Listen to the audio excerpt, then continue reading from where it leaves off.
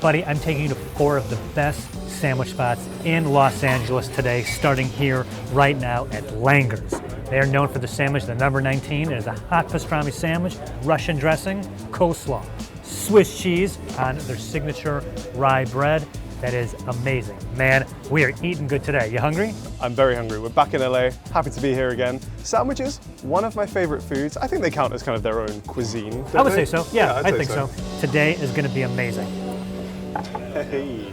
World famous number 19. 19. Thank you so That's much. amazing number 88. Here it is, man. The sandwich we came for, the number 19. All right, man. Dude, you kidding me? Let's look at this. This looks like a hell of a sandwich. I have so much to tell you about the sandwich, but first we got to take a bite. All right, Let's do it. Uh-oh. Good morning, America. I got to take another bite, sorry. Oh, yeah. Wow. This is so good. Now, I want to tell you about this bread, then I want to talk about sandwiches in general. Okay, zoning in on this amazing, amazing rye bread. Yes. Here they have a technique where they cook it twice. Once when they bake it, and then second time to make the outside nice and crisp. Did you notice if you got to the side there? I was literally going to say how crunchy that crust is. It's so good. I think one thing I really want from a sandwich is like a little bit of texture contrast. Because if you just end up with like one very kind of homogeneous, mushy mouthful, it's not the most pleasant experience. Whereas just having that little bit of crunch on the outside. Yes. Thick, crunchy, yet the inside, the rest of the bread, pillowy, soft. Very crucial when it comes to the sandwich. Yeah, I think rye bread is just such a perfect vessel for these deli-style sandwiches. Obviously, we ate a lot of rye in the pastrami episode for New York. Yes, we did. And I quickly realized like how good it is for this job. Because it's like, that's a stacked sandwich. There's a lot going on in here. Been generous with the meat, with the coleslaw, with the cheese. But yeah, like, you know, wiggle it around. Yeah. Nothing's dropping Give out. it a stress test. A little shake. A little bit, there you go. You mentioned our pastrami episode when we visited New York. Some say that the pastrami here is better than the pastrami in New York City. It's very good pastrami. It's like got a real nice kind of bark on the outside to it. It's tender though, very succulent. It's really tender. Because they slice it by hand and not using a slicer, the meat stays juicier and more tender, right? Yeah, Okay. Got that technique going on. I would say at the very least, this pastrami is as good as New York pastrami. Just don't take my word for it. They said that since the inception of this restaurant, they estimate they have sold over 8 million pounds of pastrami, which roughly works out to about 300 pounds every day for the past 77 years. They are moving pastrami. Yeah, so that's a lot of pastrami. they're doing something right. Goodness me. What else are you looking for in a sandwich? Obviously, you said like portability is quite helpful. Yeah. We already talked about how important the bread is inside the sandwich. All the ingredients need to be able to work separately and work together, and also when together are almost like multipliers, like better than the sum of their own parts. Does that make sense? 100%. So pastrami, if I was just having that straight up, I'd be like, this is maybe the best pastrami I've ever had. The slaw, the cheese, the dressing, all fantastic. But when put together, it feels like they're all bringing out the best parts of each other. They're all singing together in a chorus in my mouth. What? They're all, whatever that means. There's a harmony to the flavor that works. They're harmonizing. Okay. I'm a capable singer. What do you think? I vaguely get what you're on about. Is that an apt analogy? I think so, yeah. There's Great. a choir here. We've got a few tenors going on, a few altos, maybe a soprano. Yeah. So Langer's has 2 James Beard Awards. So obviously the sandwich is no joke. And even the LA Times inducted Langer's into their Hall of Fame, saying that this sandwich should be the official sandwich of Los Angeles. That's high praise. High praise. Do you think it represents LA culture in that way? Ooh, that's a big question. We're getting deep this morning. I mean, well, to understand the importance of Langer's in the sandwich, you got to go through a little bit of LA history, right? This restaurant opened around 1947, opened by the now owner's parents. He took over in the 60s. People don't realize this, but as much as there is a huge Jewish culture in New York, Los Angeles also has a very vibrant Jewish community. It has since like the early 1900s. So the continued success of this restaurant since then is they took what is great about Jewish cuisine and Jewish delis and brought it to the entire community. So we also have the number 88, I believe you said.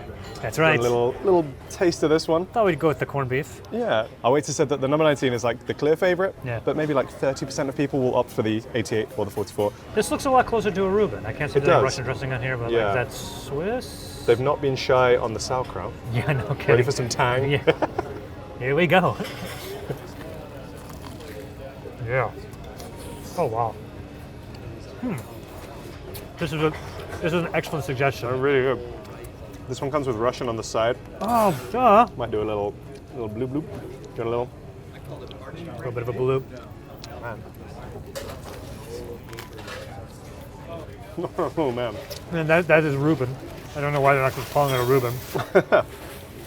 And that is, at the very least, the best Reuben I've ever had. I think it might be mine as well. Yeah. So- I've not had that many Reubens admittedly, but wow, that's a really good sandwich. As it compares to this one, though, I mean, it's like it's hard to compare, but yeah, I could absolutely see why this is tied for the number 19 as everyone's favorite. I really love the texture of that fried rye bread or the toasted rye bread. Yeah, So crispy. They must be toasting it on the grill, like right? Yeah, as opposed to like toasting the bread and then using toasted. Yeah, bread. 'cause it tastes almost more like a fried bread. Yeah. That would happen like a fry up in the UK. Yeah, fry up. So good, man. It's Yeah, really I think the main difference is I know that corned beef is boiled and pastrami is smoked. good. Right. The pastrami here is no joke; it's fantastic. Maybe the fact that the corned beef has such a pronounced flavor that it just bite for bite, it's jumping out more at me. Yeah. But if I was here not filming a show and just like enjoying a sandwich, I'd probably lean toward the pastrami over the corned beef.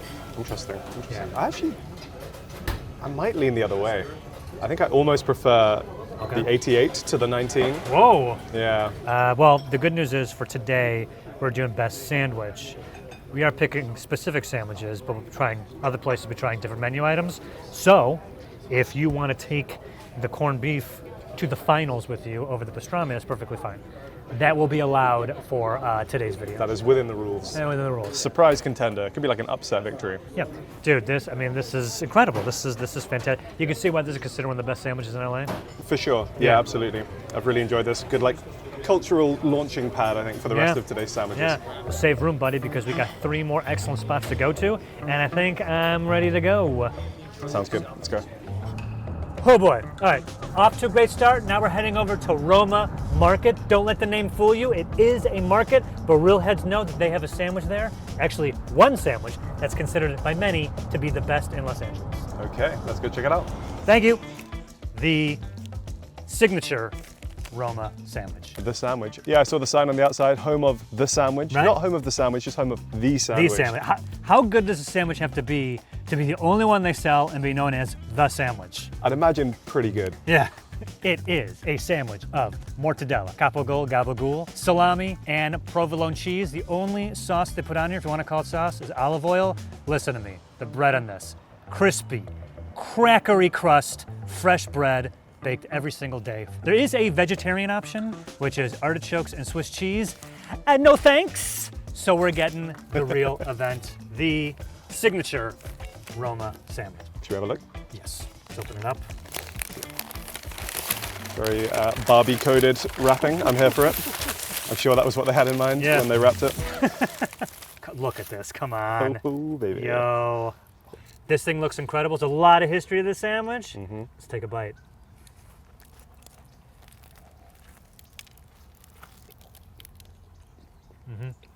This thing, that's a wolf in sheep's clothing right there. What do you mean? It's a simple looking sandwich, but the flavors, a lot going on. Man.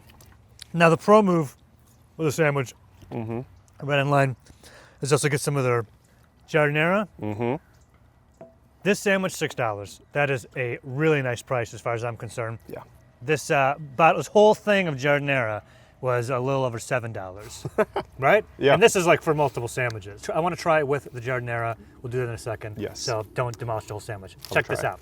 It all starts with a gentleman, Rosario Mazzeo, and I'm sorry if I'm pronouncing that wrong. Emigrated from Italy in the 50s and started working in the shop that would be eventually the Roma Market. You say the 50s? Yeah. He's been there a while. It's been a while. He's been working there 70 years, hasn't missed a day. He's there every single day. The guy is dedicated to the game. Jesus. All right, so 1959, all right? A wine importer or seller goes to Roma Market one day and asks Rosario to make him a sandwich. Very strange because at the time, they didn't have a deli counter, nor did they sell sandwiches.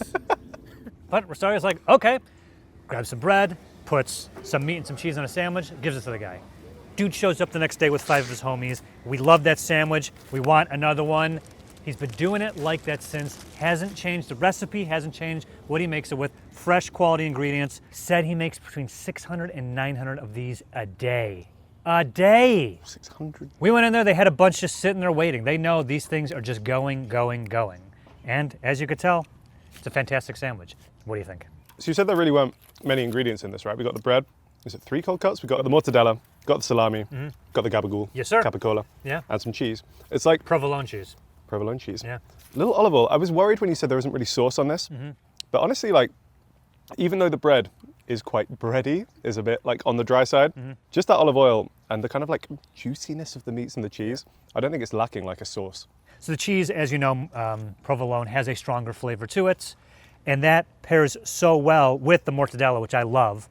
And you have a bit of a spicier, stronger salami and capogal, but all of those kind of together in this like taste triangle, like they meet in the middle, so everything works together so well. The amount of meat you're getting in there, these like thickly sliced cold Yeah. cuts, these are way thicker than like I would generally get from a deli or something like that. Kind of what you need. Yeah, if Erewhon had a deli counter, that sandwich would be $500. Easily, yeah. Don't forget your $60 smoothie to wash it down with on the end. At this moment, I just realized I didn't get anything to scoop out the jardinera. I mean, How do I do this? God gave us hands for a reason, you know. We've been doing this show for long enough. I'm going first. That's so upsetting. That's way more upsetting than I thought it was going to be. Yeah, oh, thank man. you. Okay. All right. I don't think we brought napkins either, so All right, tight ship we're running over here. Oh, All this- right, let me see if I can, Oh, actually Lord. I'm gonna move it to the front to get it all in a bite. the things we do on this show. Oh Thoughts? my God. Worthwhile addition. Let me get a jardinera bite. Crucial. Listen to me, everybody watching. The jardinera is crucial. Oh man. That was really good. And I asked for hot and they delivered. Got a spice to it. I tell you, man, as a Chicago Italian, this is like hitting so much nostalgia for me. Yeah? I feel like I'm gonna be a little bit biased because, in a way, I've had this sandwich before, but in another way, I've never had a sandwich this good before. No. Thank God for that one random like wine salesman who demanded a sandwich really rudely. Hey, Pops, what's going on with my sandwich? He's just like shelving things like, what? Sir? Yeah. Okay. All right, fine. Don't fill up. The next place we're going to is really fantastic. Open market. Let's head out right now. Okay, I'll take this to go. Let's hit the road.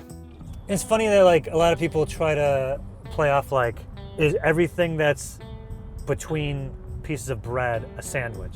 Like, is a hot dog a sandwich? Ooh, now we're getting philosophical. Have you seen that thing that was like every food can either be classified as a soup, a salad, or a sandwich? That's right, I have. What did you have for dinner last night? What did a handful of crackers and some cheese. I guess that's a salad Why? because it's not a soup because there's no liquid component. But I think it'd be more considered a sandwich just like taken apart because it's bread and cheese. I think a sandwich has to have some element of like layers going on here. Okay. You can't just have it all separately. All right. We had pasta last night. I had like a nice mushroom pasta. What's that? Ooh, it's a good question. It's somewhere between a salad and a soup. Someone's gonna step in here real quick. A moment ago, you were like, everything can be categorized in these three things. Yes. And the first two things we came up with were like, I don't know what category it goes in. So just to put a button on it, a hot dog is not a sandwich. Interesting. It's a hot dog. It's a taco. Oh God.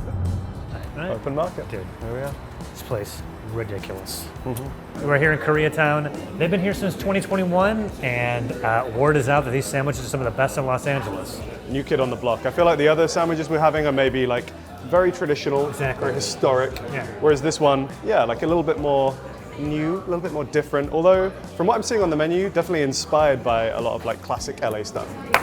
Glad you asked, my man. I mean, I could have taken you to so many newer places that have opened in the past 10, 15 years. The thing about open market, and the reason I wanted to come here, is that what the chefs and the owners are doing is they're taking styles and food cuisines that they have consumed their whole lives, being people who live in Los Angeles, and fusing them together for new things. I think it's definitely brave, which I really commend. Like when you're taking very recognizable, very iconic, very well-known sandwiches and putting your own fresh spin on them. But I mean, we're here, so I'm guessing the responses have been really good so far. I mean, the Olympic, which we're getting, for instance, is connected with the chef's love of Thai grilled chicken growing up, and also the classic Vietnamese banh mi.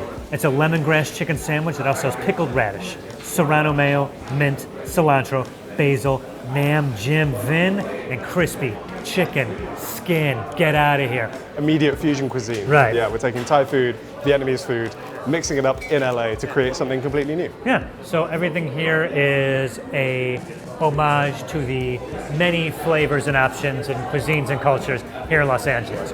Want to try something else on the menu? They're calling it the most interesting breakfast sandwich. Okay, not necessarily the best, possibly the best, Yeah. but definitely the most interesting. I don't know why it's the most interesting, but I think there's only one way to find out. I agree. Here we are, my guys.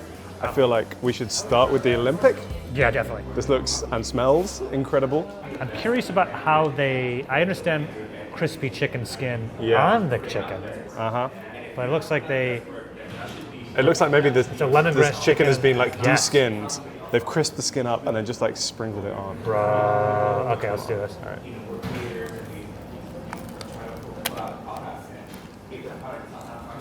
That is a phenomenal sandwich. It's really good. The bread's fantastic too. Bread's more like a classic like French baguette style bread. Nice and crispy on the outside, still sort of like airy enough that it's not falling apart under the weight. Surprisingly, the mint flavor stands out a little bit. Not too much, not overpowering, but it really adds something to a delicious sandwich. There's also a serrano pepper mayo. Yeah, a little heat to it. Yeah. The amount of char that you're getting on this chicken is brilliant. That's adding like a whole new flavor dimension as well. The chicken's cooked perfectly, I think. Yeah. Yeah. In terms of like the complexity of flavors, Yeah. I think this is the most complex sandwich that we've had today. Definitely, definitely. And it is reminiscent of a banh mi. It's not a banh mi, I understand that it is not, but it has a kind of same like banh mi energy. You can see where they took the inspiration of that sandwich and brought it into this. It's really fantastic. Yeah, particularly with the cilantro on there. Yep. Coriander, as we say in the UK. Oh yeah. But this is very much like still its own unique sandwich.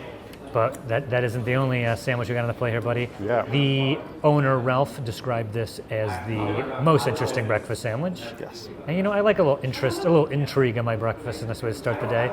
But Lot of ingredients going on here. I know there's a house sausage patty. It's also cheddar cheese, a fried egg, pickled fennel, arugula, harissa tomato jam, and a paprika aioli, and that is a milk bun. Should I try and Yeah, it's good halve in this half. for us? If anyway, you're going to be breaking that yolk open too in that egg. Oh, yeah, some yolkage. Some yolk has just escaped on my side. Stuck in, buddy. Ooh. Interesting. It's interesting. It's also so delicious. That's so fantastic. Right? It's that harissa tomato jam in there that really adds I was to going it. to say, man, I've like never had harissa on a breakfast sandwich before. Oh, haven't you? But now I kind of want to do it in the future. Yeah, really good. And the arugula is a nice touch too. That sausage patty. Egg is perfectly cooked. Yep. Runny yolk. I really like the milk bun actually. It's like a very soft texture to it. I think it's fantastic. I Very think it's perfect for gentle. this. It's pillowy, so Yeah. And like a good sandwich, the bread keeps it all together. This is especially a messier, runnier sandwich with the egg yolk and the sauce, but no signs of it falling apart. Do you have a favorite of the two that we've tried here? Yeah, the Olympic. That's a really great sandwich. I really love it. I'm really impressed with how good it is. I actually think it's really clever. I think the sandwich is a really good vessel for creating this like kind of fusion cuisine and your own unique thing. I think the sandwich is a little bit disrespected sometimes. I think people see a sandwich and they think, oh, you know, it's just a sandwich. It's like a lunch thing. But actually, it's such a good vessel for experimentation. I mean, sandwiches are a smart business to get into. Do you want to guess how big the U.S. sandwich industry was in 2023? Just in the US, maybe like $1 billion industry. Surely you jest. 45.2 billion. Bro, we love our sandwiches in this country. It's so much money. To be fair, the popular sandwich chain Subway is responsible for about 8.5 billion of that. People are still eating at Subway. Why? I don't know. Stop doing that. I don't. Come here and eat a delicious lemongrass chicken If I had to sandwich do, instead. like, if I wanted to take my laptop out and work somewhere, I'd go to a Subway before I went to a cafe. I really wanted some peace and quiet? My local Subway. Yeah, go to the local Subway, man. And no one's bothering you in that place. All right, I want to try just about everything else we can on this menu, but I have another sandwich I wanted you to try, so let's get going. All right, let's go. We're on our way to our next sandwich spot, Philippe the Original. We're going to be getting their famous French dip. Ever had a French dip before? The manicure or the sandwich? The sandwich. The manicure's not called a French dip. I'm pretty sure there's a French dip manicure, and I haven't had either. No, is there really? Yeah, I'm pretty sure. Is there really? This is a French manicure. Yeah. But it's not. You're not dipping it in any sort of like a juice. it's a regular French manicure, but your fingers kind of still smell and taste like the juices. So like if you bite your nails, yeah, the varnish it's like smells of beef. yeah. Okay. I'm my man. We're at Philippe's, the original, downtown LA, and we are getting their famed French dip sandwich. They put the delicious sliced beef on a roll, and they, you guessed it, dip it in au jus, gravy, whatever you want to call it. I think it's closer to an au jus than a gravy, but I think they refer to it as gravy. Now, this sandwich was actually invented here, or so they say. So it has been around since, geez, I think 100 years, probably even longer. It's a quintessential Los Angeles sandwich I'm having here. Also, they have pickled eggs that they pickle in beet juice, so they're purple. Pickled pig's feet. What do you think? Okay. All right, you seem a bit apprehensive, but I'll get us some sandwiches, possibly some pickled goods or some other sides. I'll put the order in right now. Sounds great. I appreciate it. Thank you. Yes, you too. Oh yeah. Yo, I got some food. Okay. Oh wow, those are actually pig's feet. What did you think they were gonna be? I don't know, but hey, here they are. By the way, I got it wet, so this is as dipped as it gets. Yeah. Completely submerged. You could call it some sloppy steak that we're eating right now. That's right. There's dumped water on it. All right, cheers, man.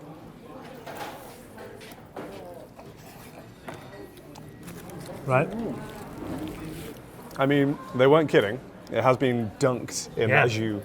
I think going into this, we were talking about what we want from our like ideal sandwiches. Yeah. One of mine was kind of like texture. I think you need like a little bit of crunch in there. And Okay. a fear that I had going into this was that it was going to be a bit wet because it is dunked in liquid. I don't personally love the texture of the bread once it's been dipped. I do want to make it fair to say that there are 3 levels of dipping: dipped, double dipped, and wet. I went wet. I went as dipped as possible.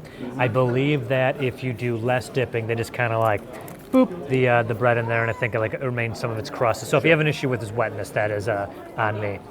I'm going in for another bite, baby. That said, while that is maybe a slight criticism from my side, I will say the flavor on the whole is excellent. Right. The flavor of the beef is fantastic. And the gravy as well just emphasizes that even more. Savory. And it's very juicy, as you can imagine. Yeah. So there was a little bit of local lore about who invented the French dip. Philippe's claims that they invented it. Another restaurant here called Cole's also says that they invented it.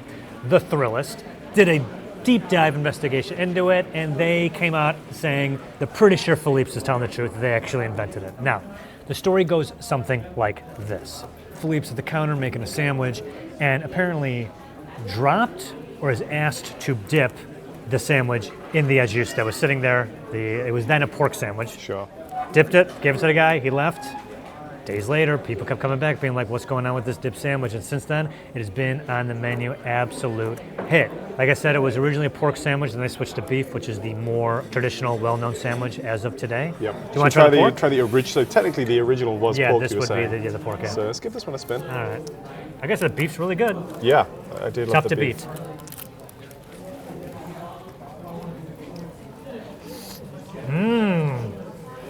But I will say, regardless of like the assembly of the sandwich, both of these meats are like roasted to perfection. yeah, Super tasty, juicy, amped up even more by dunking it in that gravy.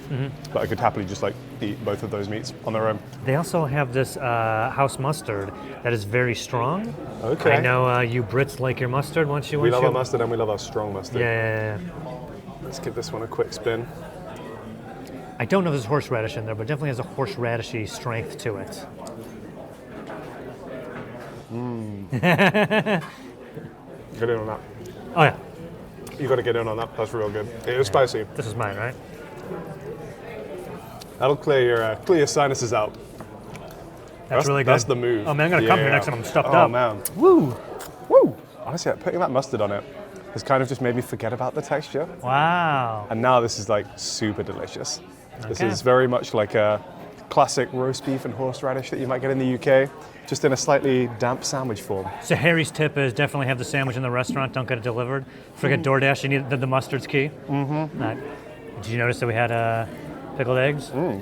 And they are this color because they pickle them in, I mean, not just beet juice, but beet juice is a part of it that flavors it and also dyes the color. These things are gorgeous. They look beautiful. Yeah. You're not a massive pickles guy on the whole, right? No. All right. pickled eggs, other pickled things I do enjoy. Speaking of which, okay, pickled pig's feet. I just saw this on the menu and thought, why not? Why not? This isn't what I thought it was going to be, and already I'm kind of like, what? What did you think it was going to be? I guess I thought they'd be smaller and. Oh, and pigs are pretty big, right? Pigs are pretty large. Oh no. I'm just thinking gonna like right. I'm just going to kind of nibble at Right it. here. Get stuck in.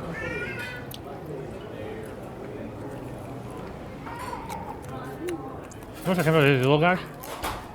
They might be spicy. Watch yourself. Yep. Oh. Yeah, got a kick. Why did I do that? And that's a wrap on Food Tours. Good night, everybody. Not too bad. I think, I mean, like, Cool down with some sandwich. I don't know exactly what I was expecting. I was hoping there would be like more meat on this, but it does seem to be mostly bone and tendon, which That's the foot. isn't the best. But, you know, slightly porky, mostly pickly, vinegary taste. It's all right. You see on the wall, 1999 James Beard Foundation Award. Love all the little Dodgers bobbleheads. Yeah. It's all quintessential right there, yeah. I'd say this is like a very non-pretentious restaurant, Yeah. which I really appreciate. So it's the Very Everyman down to restaurant, earth. which I Everyman like. restaurant. Have we gone to one pretentious place today? Not really, no. I mean, it's the sandwich, right? Sandwiches are not a pretentious food. Exactly. Well, my friend went to 4 fantastic sandwich places today. Had more than 4 fantastic sandwiches. Tasted a lot. What's your favorite? It's really hard to pick a favorite because we've had very different sandwiches over the course of today. I think for me, it would kind of be a very close call between a top 2, which would be the number 88 from Langer's, not 88? the 19. The number 88, I think I actually slightly preferred, and the Olympic from Open Market. Do you have a top 1 or top 2? Ooh, favorite? Yeah, I'm leaning that I think my favorite today was also the Olympic. Really? Yeah, I thought it was a really fantastic sandwich. Yeah. I thought everything about it just worked so well together. I mean, every other place we went to today, I feel like people are going to stumble upon it regardless, but Open Market's the one's like, yo, you need to go here and see what the guys are doing down there because it is absolutely amazing, new, inventive, delicious. I think honestly the 19 at Langer's was my close second. Yeah. Yeah, so we both are Open Market and Langer's. I'm going to put Open Market number 1 and Langer's slightly number 2. I think the pastrami there was just like out of this world. It's really good. Okay, now that you've said that, I think I will just slightly bump the 88 to my number 1 spot. And I cannot stress this enough to not only you, but anybody watching this. Every single sandwich of today was like A to 8+. If you're staying in the downtown or Chinatown area, gotta come to Philippe's. Like, it is a must. And if you're out in the Pasadena area, you know, you gotta hit Roman Market. I mean, every single one is like, if you're near one, go there because you're guaranteed to get an absolutely amazing sandwich. I think I'm ready to go to sleep. Yeah, I'm ready to be sandwiched between my mattress and a duvet right now. Okay. Let's go lay down. Best burritos in LA today, my guy. We're going to 4 incredible spots to have some delicious burritos, and we're starting right here at Sonoritas Prime Tacos. I thought this was a burrito video. It is. Relax. We're going to start here, and we're getting their surf and turf burrito, which has delicious shrimp and delicious steak. We're also going to get an El Pastor burrito, which has, get this, El Pastor in it. I'm very hungry. I love burritos. The taco tour we did here was fantastic. Right? I'm expecting burritos to bring the heat. And they're going to, are you ready to eat? I think so. Let's go. Look me, guys. Are you ready to eat? So ready. Let's eat right now.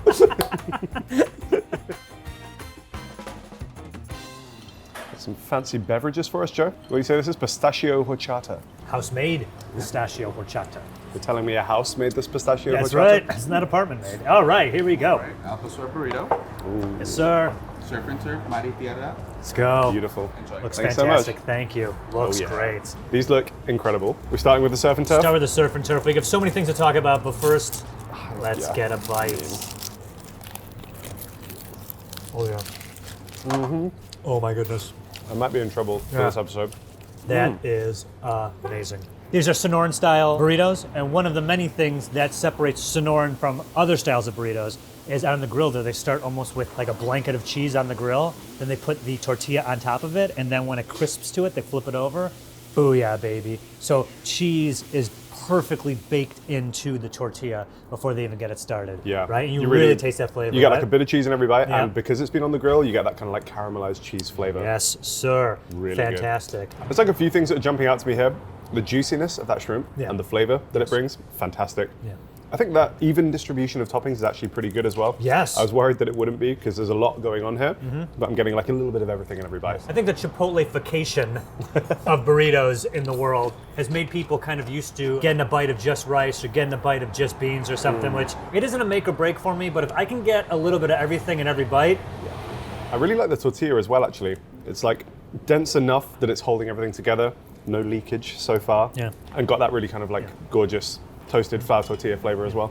We actually eat a lot more flour tortillas in the UK than corn tortillas. I feel like that's probably more of just the convenience and accessibility of flour versus corn. Yeah, I think so. You guys grow like a hell of a lot of corn in the US. Yeah. We grow some corn in the UK, but not Obviously, as much. Yeah, we're lousy with corn over here. Like we invented a sweetener because we had so much corn. Steak is fantastic as well. Yeah, right. Grilled, flavored perfectly, right? Mm-hmm. The flavor of the steak and the shrimp taste on their own fantastic. Together, like a taste multiplier. Surf and turf as a burrito? Yes, please. It's checking a lot of boxes. Yeah, structural integrity is there. Yeah. Flavor, definitely there. I'm having a good time. All right. I also thought that we should get the El Pastor just because online they say it's one of the best ones, and also who doesn't love El Pastor? I mean, we got steak, we got shrimp. Our third protein of the day Let's already. do the tour on the farm, see how the pig's doing. So al pastor more typically like a taco topping, right? No, it could be both. Do whatever you want with it. Yeah. Yeah. There's a lot of overlap with tacos and burritos. Yeah. I can't even.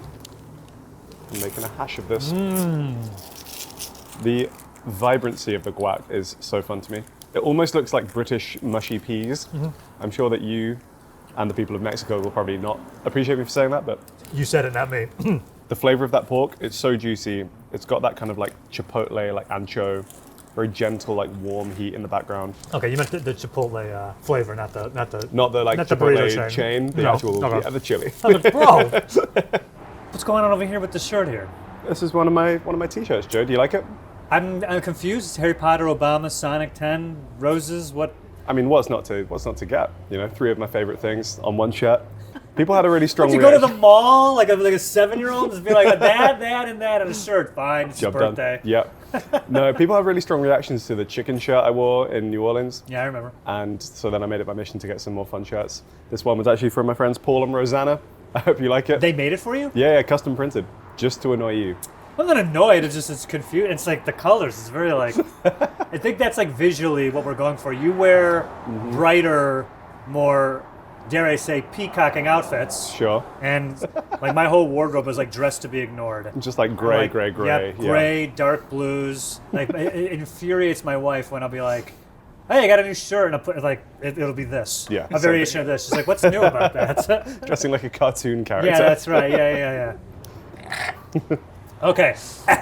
Ahem. Do you just swallow a chia seed there? Yeah, it's like a boba tea, but they're little chia seeds. Tiny chia seeds. My man. Chia seeds, nature's boba. I'd love to stay here and finish these burritos, which I know we could. I got 3 more spots I want to take you to today. Ready for the next spot? I am, yeah. I'm holding space in my stomach for these burritos. Nice. Is that wicked? Yeah. This is my life now. I hear about things in memes first, and then the back I'm like, To what's work going back on here? from there. Yeah. Let's go. Let's do it. Burritos. Some people say burritos are Mexican food, others say they are Tex-Mex, which is the cuisine that kind of evolved where Texas and Mexico meet, right? The invention of burritos and the popularization of burritos isn't exactly known. Some say that burritos really made their way into the US during the Mexican Revolution by a food vendor named Juan Mendez. Now, he brought them up in flour tortillas and a little donkey, and the word burrito is Spanish for little donkey. Of course. So I think that's where the name comes from. Interesting. I was wondering where that name came from, because, yeah, otherwise they don't look like donkeys, do they? Historians also think that it might have something to do with, I'm going to pronounce this word wrong, vaqueros, which are pretty much... Vaqueros? Vaqueros? It's Yeah. Mexican for cowboys. Cowboys. Yeah. It was just a food that was portable for them, easy to carry around, easy to eat, and also they're like super delicious, so... I mean, the flavor always helps. But yeah, they're convenient, you know? I like any kind of meal that's like self-containing and where you can eat the packaging of the meal. That's right. Same way, Yeah. like we love our meat pies in the UK. Yeah. Similar principle. Soup in a bread bowl, right? Maybe slightly harder to put in your pocket, but I'm sure you can make it work. I was more going towards you eat everything, including the vessel Right. it comes in thing. But yeah, that would be weird to like have just like a bread bowl with a cap on it, like, hey, here we go. And they sneak into a movie theater. Bread bowl in your pocket, like a big straw coming all the way out of your pocket. The next spot on my list, Al and B's run away to Boyle Heights. These burritos, famous, known for being super delicious. I'm very excited for this one. Sounds great. We have two delicious looking burritos in front of us. Had to get the combination. It's the best seller, maybe the most popular burrito they have on the menu, and considered one of the best in Los Angeles. I don't want to wait anymore, my man. Should we dive straight in and then talk? Yeah, let's dive in. Let's Let's do the combination Start first. with the combo. I will say this is a sloppier burrito than we've had so far. Okay. Oh, you've gone like full skirt off Going this in thing. here.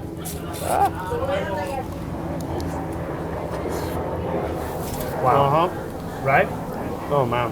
Talk me through this. What are we getting in here? So, combination, because it's a refried bean and shredded beef burrito.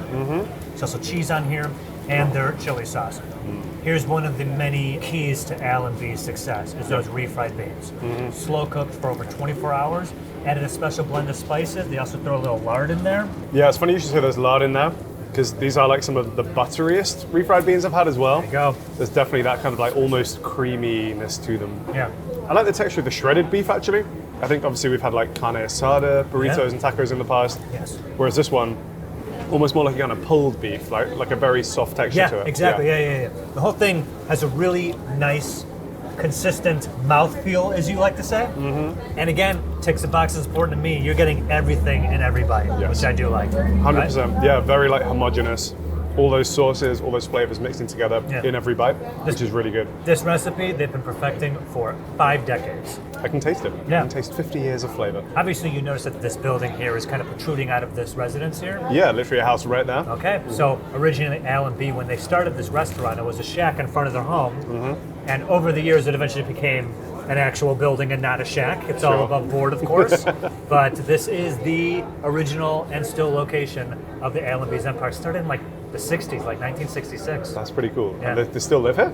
I don't believe so. Not sure. Sad. But whoever does has access to some really great burritos.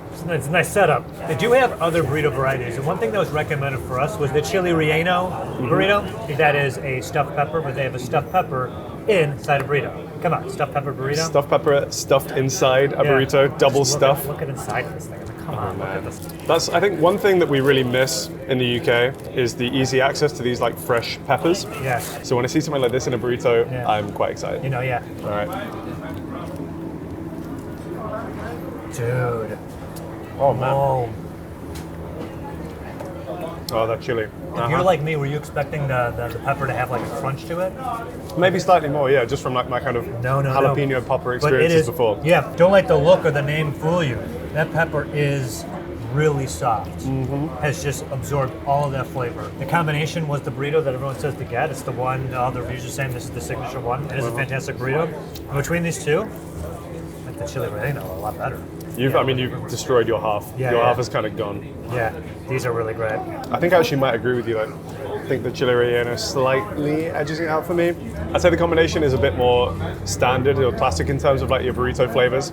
You get the beef, the refried beans are doing most of the talking, whereas the chili relleno one, I haven't really had anything like that before, and personally, I'm really loving it. Rest in peace, that burrito, man. That was so good. I finished it. I never finished everything. No, that's gone. That's high praise. That's high praise. Interesting. You know, at least 3 people since we've been setting up and getting ready to shoot this have come up to us and said that these are their favorite burritos. They used to live here. They left, and they make the trip frequently back to have them. I kind of get it. You can see why, right? It's a really busy spot. I like the vibe in here. It feels like a kind of neighborhood staple, you know, like a real spot where people just come and hang out. Which is nice. Yeah. Bro, did you peek inside there? It is a tiny kitchen in there too. They're just cranking out these burritos. Record time, really tight space in there. To do this kind of like volume and this quality in that space, really impressive, yeah. Al preserved the recipes, never changed anything over all these years. They are today as they were back in the 60s. Even has done everything he can to keep the prices down. I mean, one of these burritos was under $8. Wow. They used to sell them for 18 cents. Come on, dude. Those were the days. I mean, remember when like Mexican food was like always just so cheap? I mean, I personally don't because I'm British, but you might. No, it used to be a lot cheaper. Used to be cheaper. I should say, comparatively, this is still a lot less expensive. Yeah. Oh man, that burrito's hitting me. So I'm ready to go. You've eaten. And I could wait here for you to finish, but I don't want to because I have a few more spots I want to take you to right now. Let's go. Let's go. Yuca's in Pasadena has killer tacos and killer burritos. Also location in Los Feliz on Hillhurst. But we went to the Pasadena one because they asked us to. There you go. Gonna get us a couple more burritos. You got room for more food? I think so. Yeah, I'm not doing too badly. I paced myself. You finished that last one off, so. I'm ready to go, baby. Still I'm ready ready? to go. I don't want another burrito. Let's go. Which one are we getting here? I'm thinking a carne asada and then a cochinita pibil. Sounds delicious. All right, let's do it. those. Cool. All right, and here they are, my man. And want to start with the carne asada? Sounds good. Yeah, I like All that right. one. Do you guys play Pass the Parcel at like kids' parties? No, I have no idea what that is. It's like a British kids' party thing where you wrap a present like 8 times and then you go round and Like each person takes a turn on wrapping it? pretty much until, you know, hopefully you're the lucky person who gets the actual gift.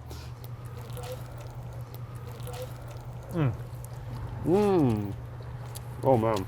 Beans in here Mhm. with the meat, fantastic. Yep. The onions and the tomatoes, like it's bigger pieces of vegetables. Yeah, for But sure. because of that, the flavor of them are really jumping out, right? Yeah, I'm getting like the texture as well. It's got a bit more like texture variety, some crunch going on. The beef itself has such a like deep flavor. I've had a few carne asada burritos, but this one really jumps out as the fact that even though there's only a few things in the burrito, all are very pronounced, their flavor. Yes. All fantastic. Yeah, the beans right there. Mm-hmm. Yeah. You're British. You're a beans guy, right? I do love my beans, as do most Brits. It's very different to your standard baked bean, beans on toast type of bean, but very tasty. Are they always baked? Typically, yeah, for the most part in the UK. I think baking is the way to go when it comes to your beans.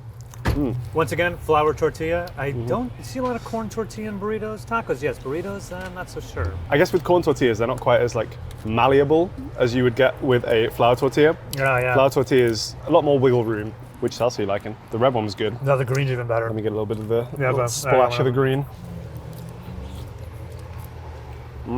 Right? That's the one. It's very good, yeah. The green, I really like That's the the green one with salsa. like, that one's got the tang on it. Yeah, I think it pairs perfectly with the carne asada, right? Yeah, yeah. Now, I wanted us to try the cochinita pibil, which is like a slow cooked, slow roasted pork. The reason is because the place is called Yuca's, which is a nod to the cuisine that we're getting here, which is from the Yucatan Peninsula, Sure. the Yucatan roots. So this one is, like I said, it's a slow roasted pork. I mean, you're looking at that right there. A lot drippier than the other ones we've had. Yeah, this looks like a juicy burrito. Although again, not getting any leakage so far. Oh yeah, this is really folded perfectly. Yeah. Oh yeah. There's a real skill to that. Did you master the ability to like fold burritos? I can't do it to save my No, life. cannot do it to save my life. This looks so good. Okay. So that is roasted perfectly. The flavor in there. It's like the sort of like softest, most tender pulled pork that you've had in those kind of like delicious Mexican spices. There's also a James Beard awarded restaurant, the Jimmy B. Jimmy B. Catherine Hepburn is eating here. Leonardo DiCaprio, and the Beastie Boys. All of them? Yeah, All of the boys? They lived out in Atwater Village. There you go. That's where they recorded "Check Your Head," and also when they were working on Paul's Boutique. Bunch of stuff you didn't ask about the Beastie Boys. There you go. Well, great music, Yeah. great burritos. Yeah. I'm a fan. Also, you notice that these are the first burritos we've had with no cheese in them. How do you feel about that? I don't think I missed it, to be honest. Didn't notice it either. I think in terms of the flavor profile, it's actually very different to the others that we've had today. Yeah, I've noticed that too, right? It's a little like almost fresher. I think Yeah. it's to do with maybe the balance of the vegetables that are in there versus the meat. It doesn't feel too like oily or heavy as well, Yeah. which I personally really appreciate. This is much more of like a comfortable lunchtime burrito. And once again, every bite has everything in it, right? Yeah, LA knows its burritos. That's what I'm learning. Man, Well, heartburn be damned. I got another spot to take you to. Oh, So you got room gosh. for one more burrito? Yes, I think I do. One more. Let's do it. The pib part of Yucatan, pibil means buried. Oh, So in some cases, I don't know for theirs, they actually bury it and slow roast it that way. nice. Yeah, like steam it, get on those hot coals. Yeah. I've never tried that. Have you? Have I tried burying? Have you tried burying some meat and cooking it? Where would I do that? I mean, I don't have a back garden, but Yeah. you do, so you know. Hey, technically I Wasted do. I don't opportunity. know. Like I'm not gonna be like digging a giant hole Your neighbors, just to cook meat once. neighbors calling the Yeah, cops I'm because you're out in the back of the throwing a shed. carcass in there. Nothing to see here. Guys. Now we're at El Russo. Going to be getting one of their big burritos, aka Sobaquera burrito. Stay put. I'll go order. Thanks. Hey, thank you very much, sir. All right. This thing is so heavy, dude. This is the biggest one we've had today, for sure. This is a unit. Absolute unit. Okay, he as did we cut call it in half. Good. Do you want to attempt to get your half onto a plate? I can try. I can. Can I grab this half because it's like go, cleaner? Go for it. Gosh. You got it? That's all right. I only lost okay. like a tiny bit. Okay. Oh, man. We have so Okay. much to talk about, but first, You're getting straight in there. And Yeah. you're forking it. I think so. I think I'm going to fork this bit and then I'm going to try and bite with the tortilla. You coward. I'm going in hands on. Yeah. Yo, dude. Okay. Yeah, you're right. This thing is like. Uh-huh. This thing is enormous, but the flavor is not like diluted by that. We're just getting even more flavor. This is very different to any of the other tortillas that we've had today. Yeah. You said the method they were making about it in there. Looks It's also super very impressive. thin. Yes. It's a very specific way of making a tortilla that not a lot of people know how to do. Obviously, they do it here. Yeah. So Walter, who's from Tijuana, his nickname is El Ruso because people in his neighborhood or his life said he looked Russian. I kind of see it. Okay, Yeah, yeah. it's like a German, Eastern European type of vibe, I for would sure. have thought of Croatian, but yeah, okay. Sure. He started working in kitchens and being a cook at age 17. Worked and traveled all around Mexico, eventually ending up in the Sonora area, where he met Julia Silva. She was the expert tortilla maker. They eventually made their way to Los Angeles, started the truck, started making tacos and burritos, somewhere around 2016, I believe. Really started taking off in 2019 thanks to Instagram, and sold for Siren. Man. Oop. Never mind, he died. You can see literally on the side of the truck. We're not the first ones to come here. Whole host of people have been here. Some very prestigious names. Oh. And now we can add ourselves to the list. You are doing a number on that, dude. This is so good. Man, I'm eating a lot in these videos, huh? Oh, just dripping with flavor. Uh-huh. Look how good this is. I also This- get guac in here. Again, Cheese. I've kind of been putting them on that scale in my mind of like light snack versus meal. This Okay. one very firmly in the meal Oh, yeah. category. We're this splitting one, and I'm just like, bro. No, this is half. Once again, they pulled the cheese skirt thing, where they put the cheese right on the grill, cooked it, then put the tortilla on top of it. Boom. The Sonoran way, I think. The same thing as Sonoritas, Sonora, right? yeah. I'm getting like that deeply rich chili beef flavor from the actual filling itself. I'd say Yeah. maybe one of the more like herbaceous ones that we've had today as well. Okay, Getting yeah. like a lot of the cilantro, the coriander in there, which I really like. Yes. It's the biggest burrito we've had today, I think, and it also is the thinnest tortilla. Yes. So whatever they're doing, this the special tortilla that they have for this, it is like made for burritos. It tastes amazing, right? Yeah. It definitely has more distinct flavor than the other tortillas we had today. In terms of the flavor, like I almost get slight elements of like a crepe from this. I think maybe just because it's cooked straight on that like hot plate, you're getting like slight bits of char on there as well. Really, really good flavor. This is the first truck that we've been to today. The Yeah. others have been more brick and mortar, like stand Correct, type of places. I feel like that is something that is quite distinctly LA. Parking lots at nights and having trucks near them that are selling amazing Mexican food is, yeah, it's pretty LA. That seems pretty LA. Like just Yeah. from the outsider perspective, Yeah. that is one of the things I think of when I think LA. And Yeah. like coming to LA, what do I want to eat? It's going to be the taco trucks. It's What gonna are some be the other burrito things you trucks. think about when you think of coming to LA? The observatory. I feel like that pops up in like a lot of movies. What did you say? The observatory. Oh, the observatory. Yeah. That's in a lot of movies. Muscle Beach. The Hollywood sign? The Hollywood sign, Walk of Fame, Yep. paying homage to Guy Fieri's Hollywood Walk of Fame star. That's right. Okay, well now we have a decision to make. Went to 4 fantastic burrito spots. Start off with Sonoritas Prime Tacos. Amazing burritos there, right? Really good, Surf yeah. and Turf and the El Pastor. What'd you think? The flavor of the surf and turf one particularly is still very much with me Yeah. as we make our final decisions right now. Yeah. I thought that was fantastic. The sort of like chili heat and sweetness with the shrimp and with the beef. Yeah. That was wonderful. Very Also good. like the Al Pastor as well. Allenby's. For me, the refried beans, the slow cooked 24-hour refried beans they have there. For something as simple as common as refried beans, they have transformed them into making like the centerpiece of an already fantastic burrito. The combination, yes, simple on the idea of beans, meat, cheese, but wow. People were saying there that they travel from all over just for that burrito, and I could see why. And at the suggestion of the owner there, we got the chili relleno burrito, and that turned out to be my favorite there. Yeah. Right? That was extremely good. I think they're taking the kind of classic components and just like really elevating them with Yes. like love and care Right. and quality. Because that was fantastic. Yeah, the way that kind of blended with that chili relleno, the Yeah. cheese, the pepper, that was wonderful. Tell me if this makes sense to you. L and B's burritos, for me, tapped into a nostalgia that I don't have.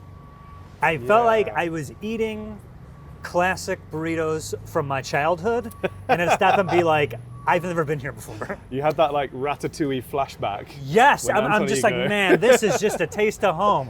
What am I talking about? I've never been here before.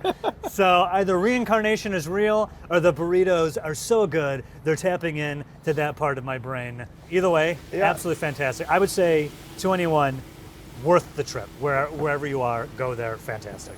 All right, after that, Yucca's. So I have been to Yucca's before because I went to the Los Feliz one years ago. This is my first time at the Pasadena location, and I have to say, quality of the food has not changed. Really good. Really awesome. Yeah, I think the way that they were putting that kind of like Yucatan twist on the burritos was excellent. That cochinita pibil was like some of the best meat that I've had today. Yeah. I think one of the best proteins. Yeah. Super flavorful. Also, the kind of like textures and the assembly there was really done with love and care. And yeah, it was just a really great experience. And James Beard himself, old beardy boy, felt the same way. It's good enough for the beard. It's good enough for Yeah. us. And lastly, El Russo. Right here, El Russo. Right. This was fantastic. It was very different to the other ones that we had. Uh-huh. Obviously, the way that they're making the tortilla, the sobaquera itself, the technique there was so impressive. Just Yeah. watching that through the window, I was like hypnotized. Yeah. And just thinking of the million ways I would mess it up if I tried that. That's how you put it, and you're like, I definitely can't do this. Could not do that I at mean, I was all. like, never going to, but it's like, okay, I'm really out of my element here. Yeah. That's like when you get a job and the first day you're like, man, I really lied on that resume. I mean, we've been eating burritos all day. Yeah. And you have put a dent on what was arguably the most kind of filling and rich burrito that we've had all day. Yeah, I absolutely loved it. The flavor of the meat, just how everything kind of works so well together. It's a tender flavor, but just so rich and delicious, and it had a bit of a kick to it, which I really like. Yeah. And the tortilla, paramount to keeping the burrito together. That technique in there doing that, and making these very thin, very delicious tortillas. I absolutely love. And yeah, it's like surprisingly durable given how much meat and liquid and juiciness was in that thing. Yeah. Really delicious. So I've been texting with the Prime Minister, Yes. and he said that you aren't allowed back in the country until you pick your favorite burrito today. Oh, man. So looks like you're gonna have to pick. If you had to pick one today, that was your favorite, which one would you pick? It's really hard. Yeah. There are no losers here. No. These have all been top tier burritos. Yeah, You've yeah. chosen well this tour Thank that you you've very curated. much. Yeah, thank you very much. I'm gonna, I think for me, by the finest of margins, Alan B's is gonna take it. Wow. Specifically the chili relleno one. That was the sleeper hit. Yeah, that one that surprised us. Recommended by the owner, and we just got it. He's like, yeah, we'll check it out, and we both were like pleasantly surprised by how good that was. Fantastic. Absolutely fantastic. Yeah. I'm gonna go with El Russo's. I'm Yeah. gonna go with these guys right here. This Okay. thing was mind-bogglingly good. Yeah. And I think what set it over the side is that there was just something about how all this stuff worked together with the tortilla that to me just like impossible to put down. Yeah. And considering that we're eating burritos all day, I'm full. I'm like a bit dizzy. I taste metallic, so I might be having a stroke. Yeah, this is just I think the best burrito I've ever had. Wow. Yeah, That's extremely high praise. all four that we've had today are like contenders, but this edged it out. I think it's Yeah, great. I also love the experience. I think, like I say, for me, when I think about LA culture, LA Yeah. food, just like having food from a truck in a parking lot. Yeah. That's kind of what comes to mind. So I also appreciated that for this experience. Yeah, you can kind of do it all. All right. On to our next adventure. All right, man. Let's go lay down. I'm gonna go sleep. All right, here comes our ambulance. I actually preemptively called that for myself. Hey guys, my ride's here. Right here. A British guy had Mexican food for the first time. Head just exploded. On our way. Yeah. All right, my guy, best pizza in Los Angeles today. We're eating like kings, and we're starting right here at Pizzeria Bianco in the downtown LA area. I'm gonna get us one of their margarita pizzas, AKA a cheese pizza. Has a little basil on there, of course, fresh mozzarella. We're doing a lot of different styles of pizza today, starting with this one. I guess you can kind of put this somewhere in the Neapolitan style. So wood oven, high heat, crispy crust. Also going to get some sort of specialty pizza they have here. It's going to be so delicious. Are you ready? Very much so. I think a margarita cheese pizza, great baseline to have. And then if they want to put their own little twist on there, I'm okay with that too. All right. Thank you, sir. Ooh, beautiful. Thank you so very much. How's this look, my man? This looks beautiful. I see what you mean about that kind of Neapolitan style. Yeah. Because it looks kind of like it's got the puffy crust of a Neapolitan. Sure. But definitely a much more firm kind of consistency and texture. Yes. It looks great. It smells great. Give it a try. Yeah, let's do it. The crust. Oh yeah. Flavor of the crust up. Right? The char. Yeah. Ton of char on the bottom now. I think that's where it differs from a standard Neapolitan. On a regular Neapolitan, the crust wouldn't get quite this crispy and crackly, but I actually really like the taste and the texture with everything else that's going on. Fantastic, right? I love it so much. I mean, we've seen them like wheeling in enormous carts full of wood. You can tell they're just stoking that fire so well. They're keeping the temperature nice and high. And it does almost have like a lovely, rich, hearty smoke flavor on it. Yep. All the ingredients you're getting in the pizzas here are locally sourced. The dough is made fresh and ferments for, I think, 18 hours. There's just this relentless high standard that they have here for everything that's going in this pizza that ends up on the plate. You can clearly taste the difference, right? Yeah, it's a classy joint. The tomato sauce tastes very fresh, light, a little bit of sweetness to it. It's got that acidity that I really want. The mozzarella is great because again, it's like got that creaminess, a little bit of texture, but not like stringy in any way. Do you want to try this second one? So this is the Rosa, you said? Yes, this one has red onion and pistachios. Pistachios. Have you ever had pistachio on a pizza before? I'm certain I have not. I've never had pistachio on a pizza before. There you go. I don't know how to feel about it. I feel great about it. I feel really good about it. You're getting the rosemary. Really like herbaceous flavor. Oh man. I gotta be honest, like typically I won't opt for a white pizza when I go out. Because for me, like, I just love the flavor of a good tomato sauce so much. Yeah. But this is fantastic. They said they like take it out halfway through and then add the pistachios. So they really don't have that kind of like burned or like acrid flavor that you can get if you overwork nuts like that. Just like a very gentle, nutty sweetness. Oh man, that's really tasty. One of the distinct things about what was considered Californian style pizza, at least decades ago when it was first named, is a dedication to fresh, hyper-local, fun toppings you wouldn't normally see on a pizza. You know, taking the wealth of organic food and produce that we have in this part of the country and putting it on a pizza. That makes sense. Yeah. You've got a beautiful climate down here in this part of the world. Do you have a strong preference between these two? The classic margarita versus the slightly more new school pizza? And the margarita is fantastic. I love it, but I'm so wowed by the pistachio one that this is the one I'd be like, you have to get it. Very much the like surprise package, the pistachio. But yeah, I do think that just a margarita is kind of the best way to judge the quality of a pizzeria. Yeah. I think if you can't do the basics right, then I don't trust you to do anything else with pizza. And they are absolutely nailing the basics and also doing some fun stuff as well. Yeah. I want to point out too, in America, we're so regional about our pizzas, and it's always been this like joke, like California and especially Los Angeles doesn't have good pizza. They don't have pizza. It has to be on the East Coast, in New York, and the water, and it's nonsense. It's not even great pizza anywhere in the country. We all have access to purified water and cheese, and it's clear there's a commitment to the best ingredients and really focus on making like the best pizza you can. Yeah. I would personally love to sit here and finish off both of these pies, but if I know anything about food tours, I know that we've probably got some more spots to hit. Ready to go? I am. Let's go. How's your pizza making abilities and skills? It's been very hit or miss over the years. I have tried a few times. Some of them are good, some of them are really not good. More recently when I tried it, I think I put way too much yeast in the dough and it did not settle in my stomach very well. Oh, God. Yeah. So when you make pizza at home, you even go so far as to like make the dough? Oh yeah, of course. Is that not what you would be doing? I don't know. I haven't made pizza at home. I made pizza for a living, I don't know, for years working at pizza places. But I never attempted really making my own dough and doing the whole thing at home. Seems like I know the labor and time and ingredients that goes into it, and I always felt like, I'll just order a pizza. Yeah, I feel like unless you have a really good oven as well, or one of those like backyard pizza ovens, you're not going to be able to get the temperature that you need. Yeah, right, exactly, right. But it's still fun. We're at Pizzeria Say. Now, I brought you here because they've been on so many best of lists. Number 8 in the country, number 33 in the world, including Italy, mind you. There's a lot of pizzerias on the planet. Yeah. Top 33, hell of an achievement. Right? Yeah. It's like Tokyo style meets Neapolitan.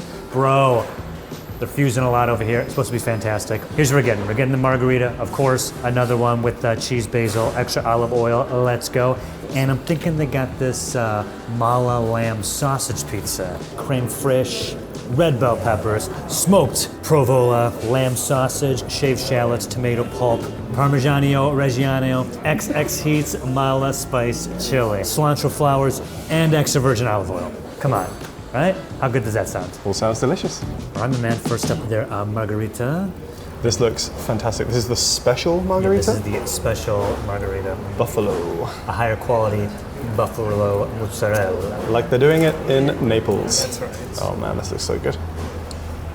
You've lost half your cheese.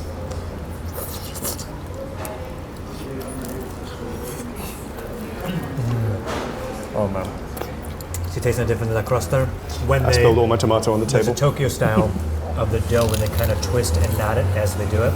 So the finished product is, there's like these dense cooked areas and there's like a different texture and consistency to the cook. I definitely get that. That's really cool. I've never had a pizza like that before. Notice how crispy the bottom is? I'm pretty sure that's because of the salt punch that they throw in there. You do taste it as well. I wasn't sure if that was kind of just for show. Yeah. You can tell the crust is kind of seasoned all the way across. I'm eating the Super crust, crispy. baby. Eat the crust. Even if you're a person who doesn't normally eat crust, if you come here, Eat the crust. eat the crust. Doesn't need ranch. No, this is... I love another slice, dude. I love this pizza. This is One thing really I'll good. say, it's like on the lighter side as well. Yeah. Despite the fact that obviously there's like a good amount of cheese on here. Yeah. It's quite buttery, good olive oil on there. It doesn't feel like heavy. You know, when you eat like a Domino's and you're like in a coma for 3 days. Yeah. So, and like, this is not in the oven very long. Another element of the way they cook is that wood fire oven. I mean, it's like between 800 and 1,000 degrees. It takes like, what, maybe like a minute to cook this. Really not in there very long, but even then you get such good like leoparding on the crust there. Leoparding, I like Little that. leopard spots, little bits of the char. This is so fantastic, absolutely right? phenomenal, yeah. Dude, look at this. It's the crust. Like, we've almost killed this entire I know, thing. that went in seconds. It's the crust, man. I've never had a crust like this. I It's am- that Tokyo style, which I personally have never experienced before. Yeah. Thank you very much. Yes, okay. Thank you. Have you ever seen or eaten a pizza this pretty before? I know, this looks really good. This is the most like aesthetic pizza I've ever A seen. pizza with flowers. Flowers on a pizza. This looks incredible. It smells I just want to get so one good that as has well. the lamb on it. Losing flowers by the second, unfortunately. Bro. I think this might be the best one. I've never had a pizza like this. That lamb is so flavorful. Oh my god. Got like the heat to it as well.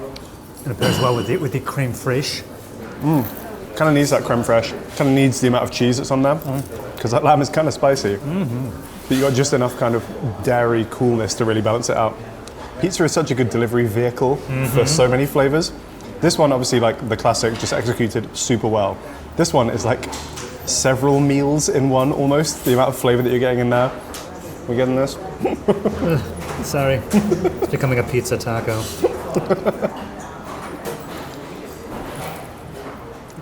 It's messy work, but it's delicious work. Oh, we have more. Hey, what do we got here? Yes, of course. Well, I'm ready to dig in. All right, this is the Haley. Haley 1.0 named after his daughter. Who do we think this is named after? Which His Haley? daughter. Oh, cute. He said no. Not Haley Baldwin. No, he said it's his child. Haley Bieber. William's daughter. All right, here we go.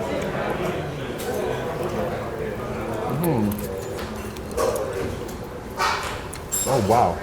I can't not eat the whole thing. That's so complex. Load of like lemon zest on the nose as you bite into it. The citrus Tangy, to it. Yeah. citrus. That's it.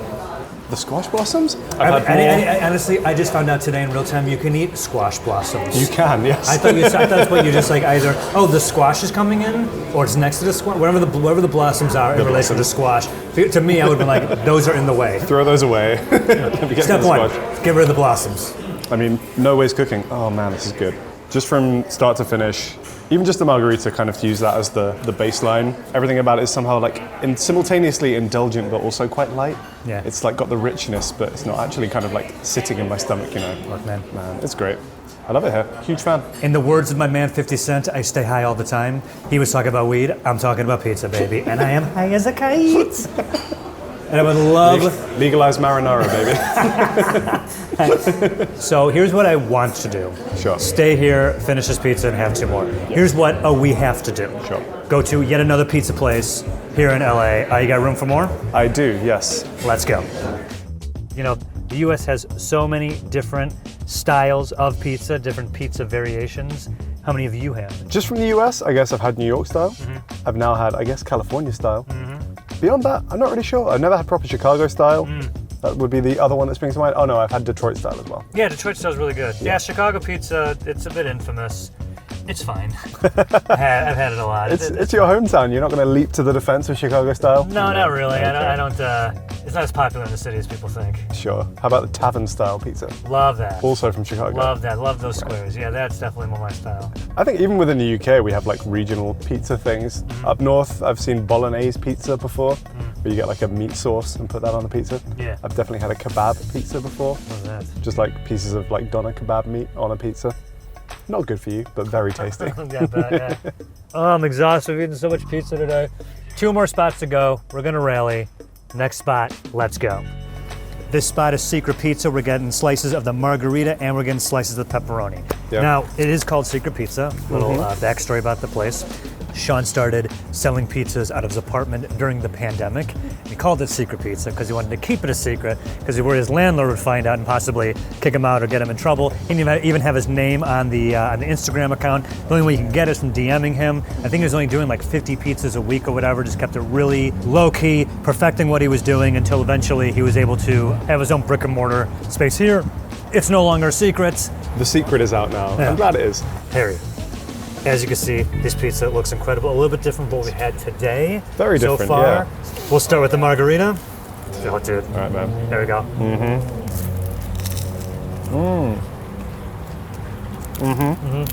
Oh yeah. I'm so excited to take you here. Now, it's the only place that we've gone to today that doesn't have the wood fire oven. Right. As you can see in there, they have the more classic East Coast style, New York style ovens. New York style is what comes to mind. Yep. In terms of like the size, Yep. the flatness, and the kind of like rigidity. Yep. You're picking that up. Absolutely. You're walking around the Big Apple with one of these bad boys, munching away. That's perfect. Sean, the creator of Secret Pizza and owner of this establishment, is from the East Coast. In my opinion, Secret Pizza is making fantastic East Coast pizza all the way out here on the West Coast. Come on. I fully agree. I think Yeah. like we did a New York pizza tour side by side like this and Right. a Joe's pizza slice. This is. I mean, I think it's better, to be honest. Might come down to personal preference, but this is really good. I do love this style of pizza. I'm very fond of it. Pizza by the slice, it's convenient. Even more so, I think, than some of the, look at that crunch, man. That was a hell of a crunch. I'll blend it out. Even more so than some of the pizzas that we had in New York. I think, like you're saying, you are getting more of like a rise on the dough on that crust, which I really like. Obviously, we've had a lot of like, I guess, Neapolitan or neo-Neapolitan style pizza today. Whereas this, yeah, a lot more down to basics, cooked low and slow. You're not just blasting it for like a few minutes. So it's really allowing those flavors to develop. Still getting some nice caramelization on the bottom. I mean, look at this. This is perfect. This is perfect right here. All right. Also got the pepperoni. Yes. We talked about this in a New York episode, right? This is probably the most optimal shape you're looking for when it comes to a slice of pizza. Yes, it's bending. As you can see, this is still cooked so well. It's not falling apart. It's not dripping. Everything is together. So Nothing's sliding off. Yeah, nothing that's is like sliding that's off, 90 yeah. degrees right Yeah, there, but yeah, it's hanging on. I know. Okay, it's pepperoni. I'm going in.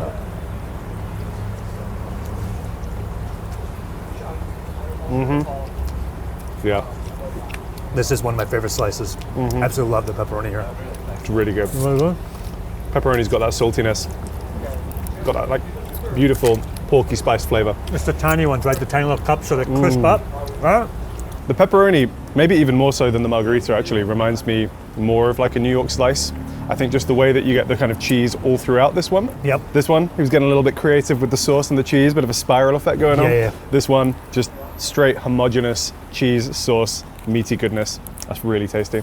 I feel like this is almost like cartoon pizza. Do you know what I mean? Yeah. When you kind of like picture the platonic ideal slice of pizza, it's going to look something like this. I can't say enough good things about the crust. It's just so perfectly cooked. I'm just like, Crunch, chew, flavor. It's got it all. I don't know which one I prefer. I think I might ever so slightly prefer the pepperoni. yeah, I tell you, like the margarita is Yeah. great, but the pepperoni here, absolutely fantastic. Yeah.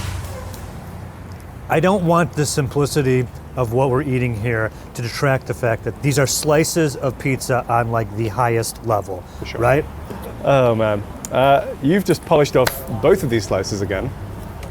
They are great. I'm gonna be so sick tomorrow. Yeah, Oh. I'm trying to avoid that for once in my life. Okay, So you told me you had some sort of surprise you wanted to tell me today. Should I brace myself for a food tours exclusive?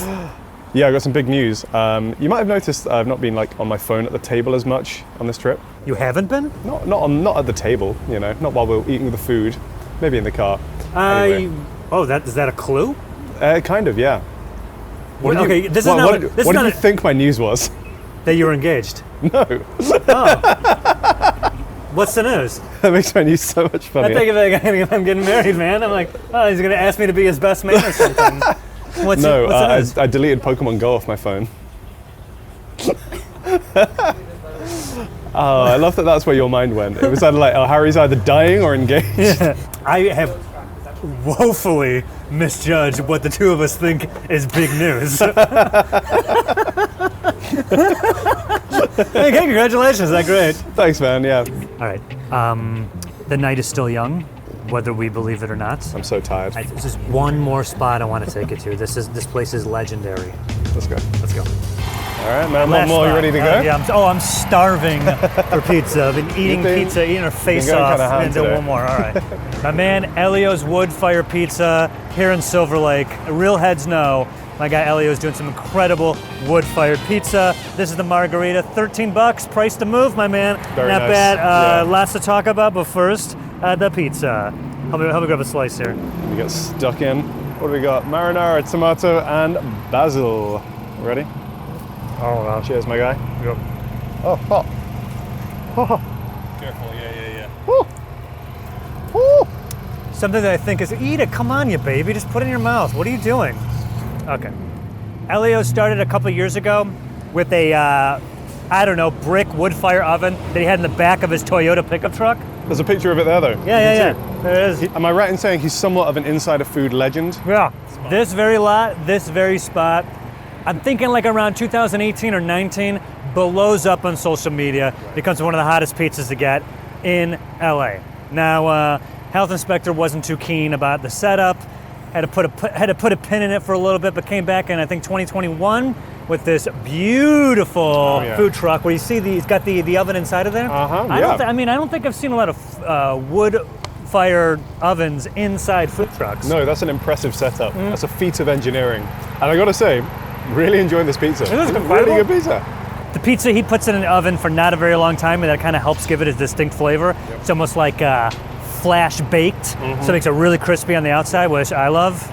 For sure, you're getting like leoparding, that kind of spots on the bottom of the pizza where it's nice and charred. Yeah. Even on the top as well, some of that cheese is getting like really caramelized. But it still has like a doughy center, right? It still has a softness to it, right? Yes, which I really like. Yeah. Oh yeah, it's fantastic. As much as I love a kind of crispy New York slice, there is just something undeniably satisfying about a nice chewy dough.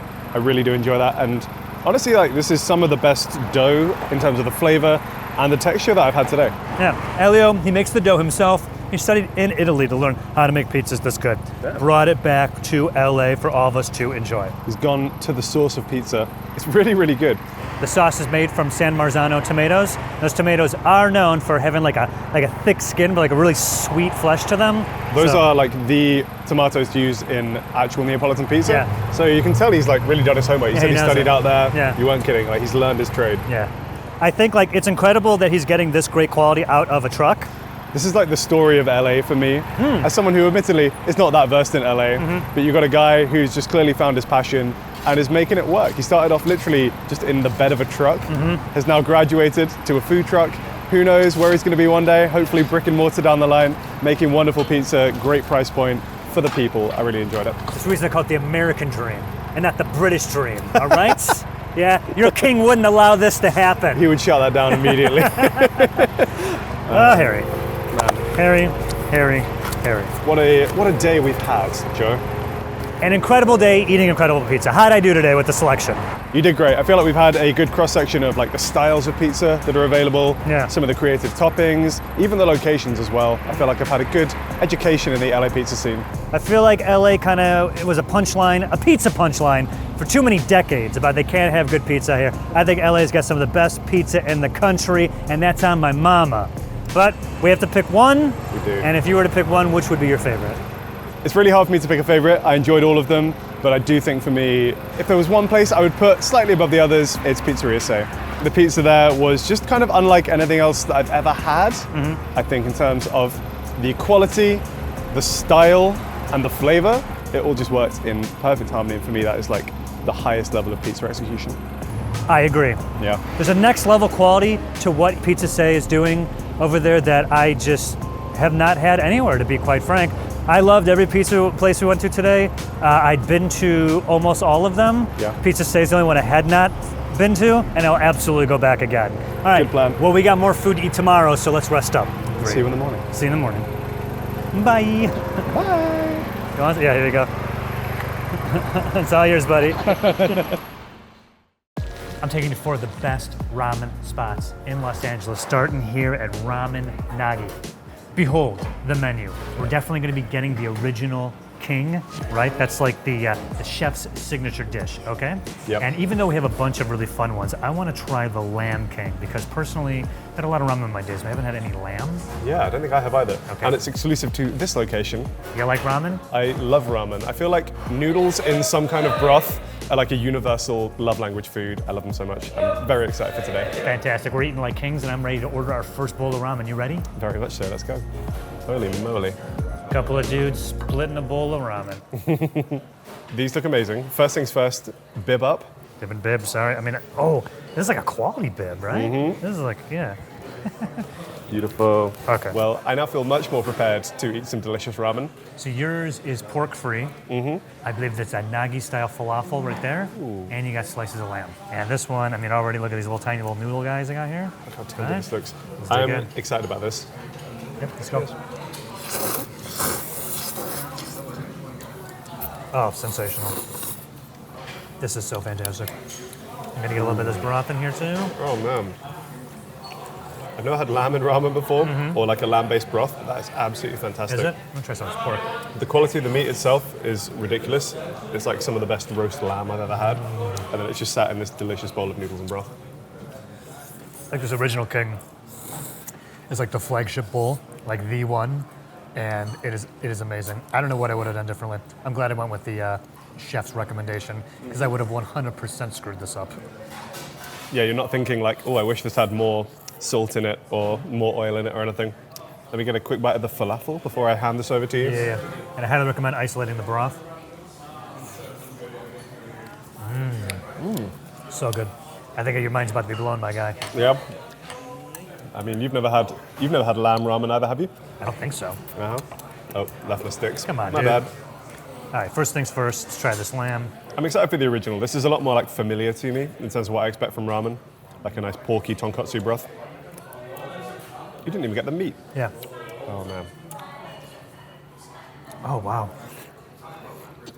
Whoa, I love this. Can I just say, we're at spot one.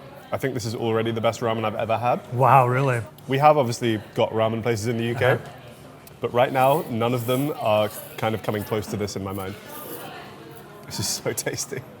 The broth is so creamy, right? Yeah. It's got a real richness to it. It's a tonkatsu broth simmering for 24 hours. You definitely taste it. I guess when you're cooking it for that long, you're really like rendering all the fat, all that collagen out of Yeah. the bones, and it lends itself to this like incredible texture and depth of flavor. I mean, it's no surprise that Ramen Nagi has like 40 locations worldwide. By the way, this is the OG spot, and the fact that there is a thing set up for people to line up or queue to eat here Yes. should tell you something. We came at like opening on a Monday morning, Yeah. and it's already quite busy. I imagine on a weekend people are lining up around the block for this. Just to call attention to the noodles specifically, so they're all house-made, right? Oh yeah. That's really impressive. I love the texture of these. They're thin, but they have a real bite to them. Even when they've sat in the broth for a little while, they're really holding that kind of like slight, gentle firmness to them. Yeah. I personally think that's like the best texture for noodles. I agree. I think thinner is better for this type of ramen. I might be proven wrong later today. We'll see. Right now, I'm going into this thinking like the thinner the better. Which reminds me, I'm gonna talk about a criteria for today. So right away, for me, noodles, I like them more on the thin side. But either way, they have to be like maximum slurpability. I actually don't have a strong preference when it comes to like the thinness or the thickness of a noodle, but I think whichever noodle they're using just has to suit the dish.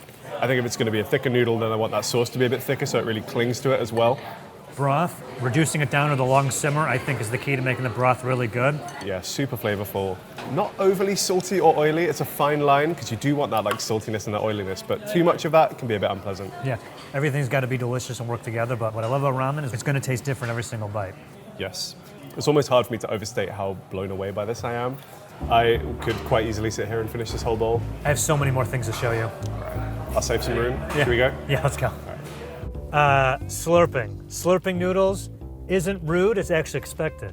I saw in an episode of Somebody Feed Phil or Give Phil Food, whatever it was called when it first started, that actually the slurping, you're actually sucking in air with the food, and that's actually part of like unlocking and waking up the flavors. So you are actually supposed to slurp it to get the full flavor from your bite. That makes sense. Like, have you seen when sommeliers do like a wine tasting? They do like quite a bit of a slurp as well. You're kind of aerating the juices in your mouth. Gotta let it breathe. Mm-hmm. Yeah, you can see the legs on your ramen.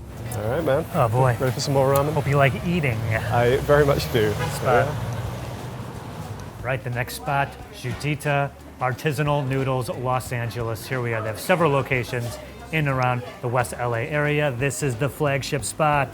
The original, right here. Yeah. We get so many great ramen things, but I want to make sure we get the Sukumen ramen. Different from the other ramens we're getting today because this is a dippable one. Have you ever dipped your ramen before? I have not, no. Usually for me it comes in the sauce. That's not the case. It's yesterday's news. We're going to get a big bowl of noodles, a big bowl of rich, creamy, flavor condensed broth on the side. Boom, bam, boom, bam, boom. Ramen, some assembly required. Yeah. That's right, that's right. Sounds great. So we're going to get a dipping one. Maybe get just a classic kind of like yeah, tonkotsu we'll get a as well. tonkotsu one as well, yeah. Okay, cool. Baseline for comparison. Yeah. Feast your eyes on the ramen rules. I've never had ramen that came with instructions before. There you go. But apparently with Sukumen, food goes in mouth. Uh-huh. All right, so here's you go. You get to take your noodles. From the bowl. And you gotta dip it. Boop, to there. Then straight and in. Also, they have lime? Yes. I've not had a ton of lime with my ramen before. That seems kind of unique. So that's two reasons. One, it's preventing the noodles from sticking together, and also it helps balance out the very rich flavor of the broth and acidity. Ooh, that's great. Yeah, you bet. Waiting, we ordered like... I'll be right back. Sure. That was extremely fast. Yeah, were we waiting? So first things first, man. Lime up them noodles. He said the lime was good with it, and Yeah, I'm inclined to believe. Yeah, I think he knows what he's talking about. This looks very good. Very beautiful bowl of ramen. This very like picturesque bowl of ramen. They definitely did a thing here. So what I'm going to suggest is getting a really good pinch of noodles first. Then you go to the dipping station. I want you to note, and those at home watching, that this broth, this dipping noodle broth, is much thicker than if it was a assembled bowl of ramen. I'm going in.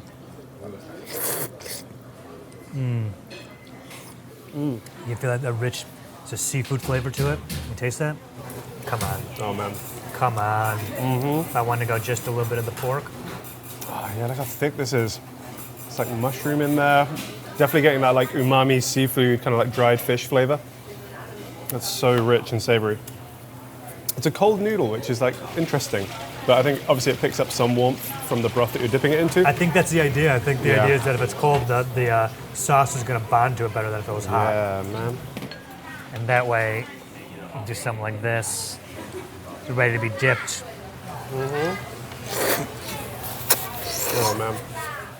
The mushroom in that broth is really doing it for me. Yeah. It's another layer of flavor. Got that like nuttiness to it. Yep. It's a thicker noodle, which I think is a good choice for this, because you're making sure that you have a lot of surface area for that sauce to cling to as well. Yeah. You can see here they are using the thinner noodle in the tonkotsu. Yeah. Because obviously it's going to sit in the sauce, it's going to absorb more. Oh man, you tried the toppings? Get some of this pork. Yes, I have. The pork is beautiful. And also, I get like it's that like rice wine flavor. Also, hello, look how thick this is. Slab of pork. They're really hooking with the pork tasty. here. All right. I mean, they also provide in here hard-boiled egg. Right. Have you ever tried to make like a jammy ramen egg like this? No, I haven't. I have. If I've done it, it's been an accident. Yeah, I have, and I mess it up every time. Oh, wait. I'm sorry. I took a ramen making course, and we did this. Fun. And yeah, I did totally screw it up. I mean, you said they're simmering this broth for like hours, right? 10 hours. 10 hours. This broth is That's a lot. simmering. You can tell because the flavor's just on point. Very unique experience. I've never had an experience with ramen like this before, Sukumen style. I'm loving it. It's like this version dates back to like the 1950s, so it's newer and it's definitely not as common in ramen places. For me though, this you're mainlining flavor. Yeah. You really are just getting the best flavors of everything in one bite. She did bring over this takana. Spicy takana.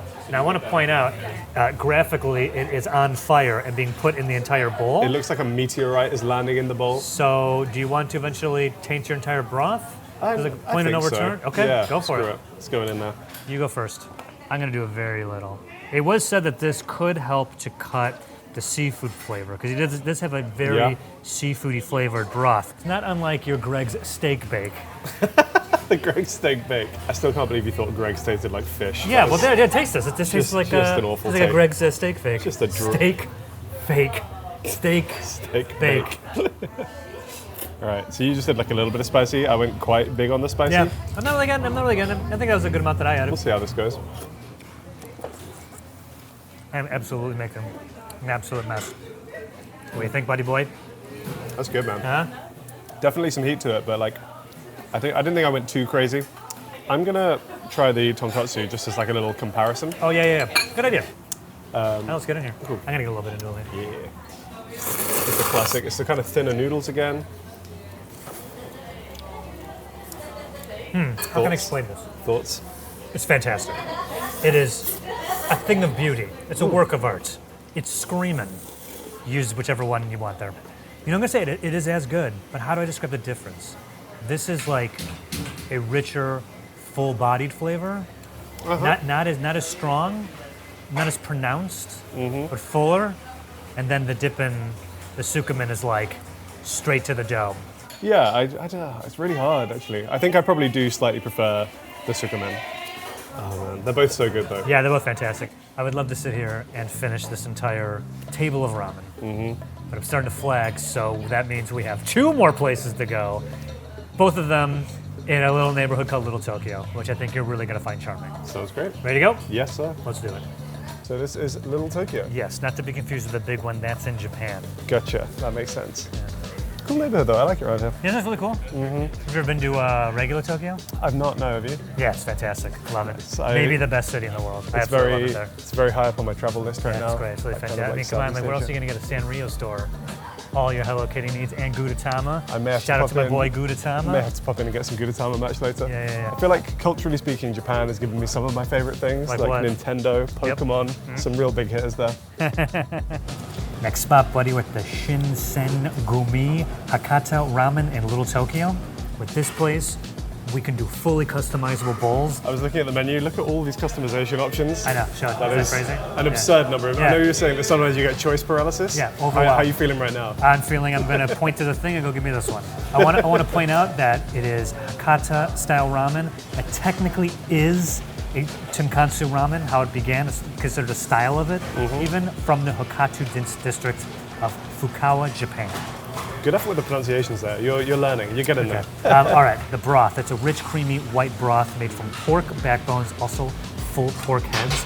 Full heads. Not And the then- first time, weirdly, that we've eaten whole pork heads I on know. this show. Yeah. Making a habit of that. But here they simmer it for hours. They hand make the broth over days. So this broth dialed in. All right, the noodles, they're thin, they're white, they're firm. They're like the me of noodles. Gotcha. Also, they are made from a high-protein flour, egg whites, salt kansui, which is an alkaline solution that tightens the gluten and makes the noodles boing, Hey. springy. Firm, elastic, Yeah. juicy noodles. That's right. Sounds You right up stuff my these street. noodles in a mattress, good night. All right, and that piece de resistance, wrong country. For this, we're going to get the chashu pork.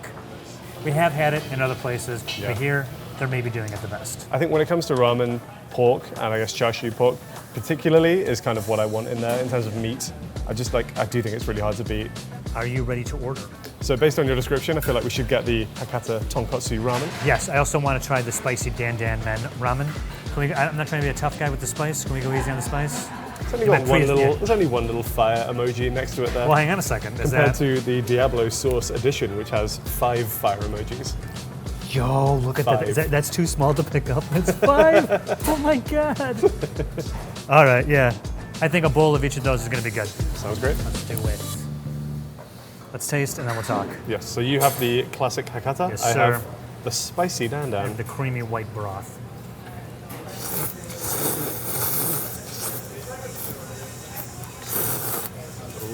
baby. Yes. Yes.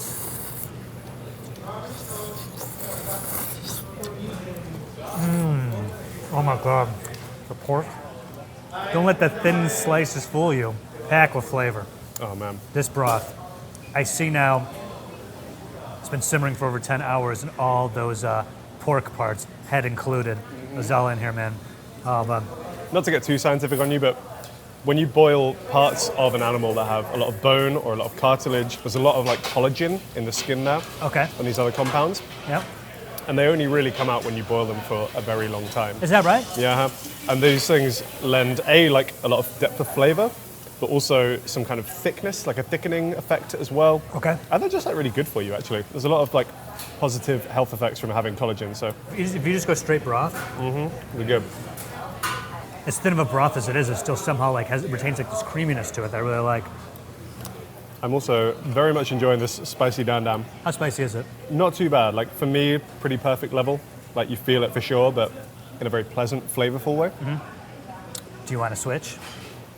I would, yeah. Okay. Should we do that? Once again, the Hit it side of with this bowl is very the hot. old switcheroo. Yeah. Give it a- Man. I'm excited for this Okay. one. Some of the pork. What it does, like See a what I heavy, mean? the Good. ginger that I'm getting out of this one. Whoa. Really like tingling on your tongue, right? Oh, wow. The heat and the ginger. Yeah, it's fantastic. We got some pork in there. I would put this at the one flame spice level. Yeah, 1 or 2. Did you eat all the pork in this? It's like minced. Oh, I see. Okay. Oh man. How tender is the pork, by the way? We did have some bonus pork if you want to add more. That's what I'm saying. Might chuck a little bit of extra in there. Let's just dip it. This ramen really walks this fine line of being light and Yeah. flavorful. Not that not that it's like impossible, but Yeah. the dipping ramen packs so much flavor because it's so dense. This, I would argue, is packing as much flavor, as a lot lighter. I feel like I could eat this a lot quicker than I could some of the previous ramens we've had. So look, they're all about customization here, and I didn't get a customized bowl. I kind of got what they wanted.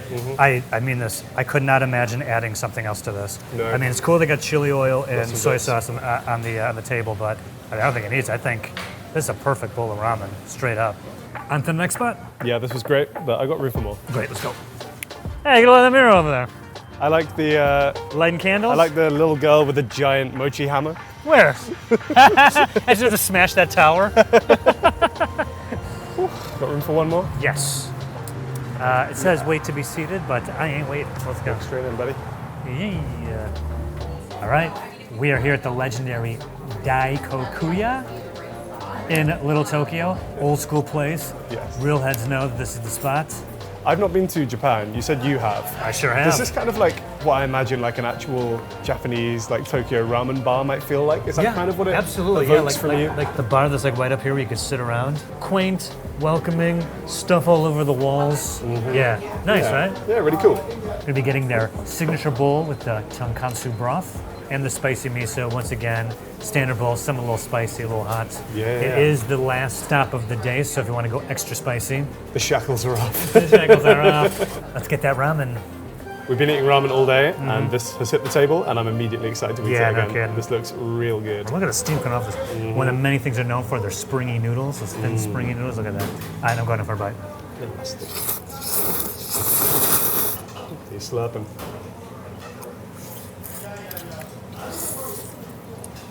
Yes. Yes. Oh, fill my soul. All right, let me get some of this pork out of here.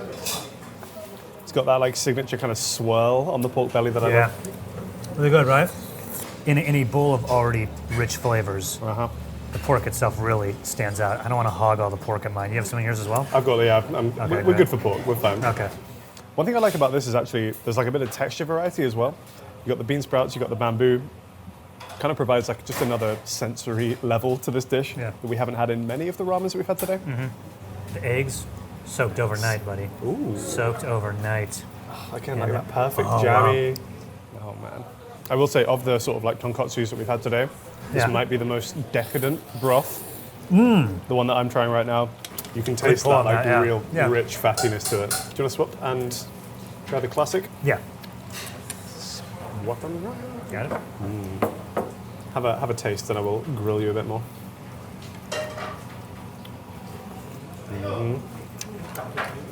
That's Yeah. that broth. See what I mean? Yes. See what I mean? I've been here several times, and every time I have it, it hits, and I'm like, oh, right. This is what everyone's waiting in line for out in front. That is kind of spicy, but in a kind of very floral, fragrant way. Sure. Get a lot of the sesame. This pork as well. Oh, this is so good.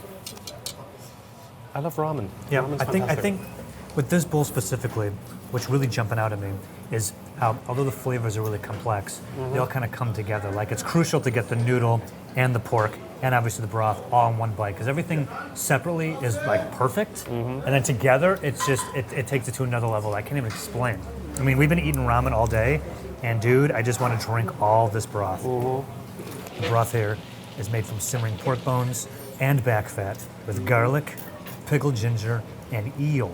Eel, dude. It does have that kind of umami, like dried fish savoriness to it. Yeah.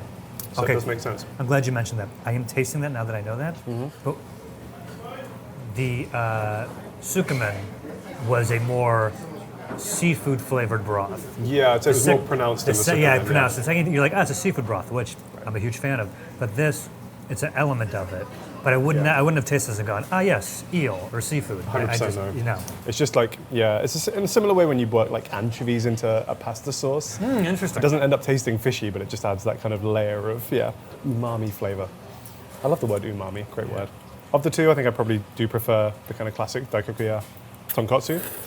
I think for this one, yeah. This is still really good. That one definitely just has that kind of like indulgent, rich feel to it. You can see why for ramen enthusiasts, this is like considered like one of the cornerstone spots to visit. Big portion here. I will say, particularly with the kind of richness of that broth, this is much more of a hearty meal than some of the other noodle dishes that we've had today. I'm loving it. I have black garlic oil here as well. Yes, thank you. Thank you. Put that in. And a spicy miso bomb. Oh, amazing. All miso paste makes the soup spicy. Ooh, thank you. Should I do this? Yeah, do it. Oh yeah. Have you had black garlic before? It's Okay. very tasty. So I know garlic. Yes. But- So it's a black garlic. It's regular garlic that's fermented. That's what I'm wondering. Yeah. It's really good. Good? Good stuff? Black garlic, baby. Yeah. That's very good. Is that the move? Here's the thing. It doesn't give an overpowering flavor of garlic. It definitely adds a nice, like, roasted garlic flavor to it. Ooh, that's fantastic. Right? Yeah, I think when you ferment it, it loses some of the harshness that you would get from like a normal raw garlic. Really complex flavor. Oh, it's so good. That's really good, right? Yeah. I'm a fan. I'm a fan. This is so fantastic. Last spot, and they brought the heat. All right, so we've had 4 amazing ramens today. How you feeling after the ramen tour? I'm very full, but very happy. They've had some fantastic food today. All 4 of the spots really have brought the heat in their own like slightly different way. If you had to pick one as your favorite, which is very difficult, because is. everything is absolutely fantastic, as I'm still eating this one. This might be like the hardest decision on this trip so far. Why is that? I've just really enjoyed all of them, and they've all been slightly different in their own way. They're putting their own little spins on things. Yeah. So trying to pick one of the 4 for me is very difficult. I think the ones that jump out to me are possibly the tonkotsu from Daikokuya, Yep. and also probably just the tonkotsu from Ramen Nagi as well. It's so. I felt the same exact way. Yeah, I know. I'm sitting there being like, oh my god, and then like exactly like starting and end of the day with Yeah. 2 possibly perfect bowls of ramen. Yes. I think if I had to pick one though, at Nagi, surprisingly, the lamb one Wow, okay. was my favorite Interesting. compared to the. I mean, probably if I went there frequently, I'd get the original more often. Yeah. But that lamb one was like, oh my god, I didn't know you could do this. Fine margins between all 4 of these spots. The finest. I think if I had to pick one, it probably would be the tonkotsu from This one, Daikokuya. yeah, the flagship bowl. It's definitely on the heavier and more indulgent side, but the flavor that like back fat and the garlic and everything is imparting onto that broth, the texture of those springy noodles, the pork, that's so tender and Yeah. it's just wonderful. That's like, for me, a big, hearty, comforting hug in the form of a ramen. In general, it has actually been quite eye-opening for me today because pretty much all the ramen that we've had has been better than I would say any ramen in the UK that I've had in the past. I might not have hit up the best spots. If any UK ramen heads are out there, please recommend some stuff to me. But these have all been like on a level which I personally love. I guess that speaks to LA, it speaks to LA's like Japanese population. and the kind of culture and the cuisines that people have really brought here. And yeah, you can taste it. It's really great. We got more to do tomorrow. All right, man. Let's go get our beauty sleep. I don't know if this is gonna make it in the video, but here's how good this ramen is. Oh, Joe P. There. The and there. ramen's so That's that good. good. Right there. I gotta change my pants. Today we're doing the best fried chicken in Los Angeles. I'm taking you to 4 amazing fried chicken spots, starting here with possibly the spiciest, Howling Ray's hot fried chicken. Howling Ray's in LA, super popular. How are you with spice? Okay to not great. Okay, because I'm looking at this menu and I'm thinking maybe we don't try and be heroes here because we do have more chicken to eat today. I thought we'll do the sandwich, medium, do the wings, hot, maybe some fried pickles and banana pudding to help turn the volume down on the heat. That sounds perfect to me.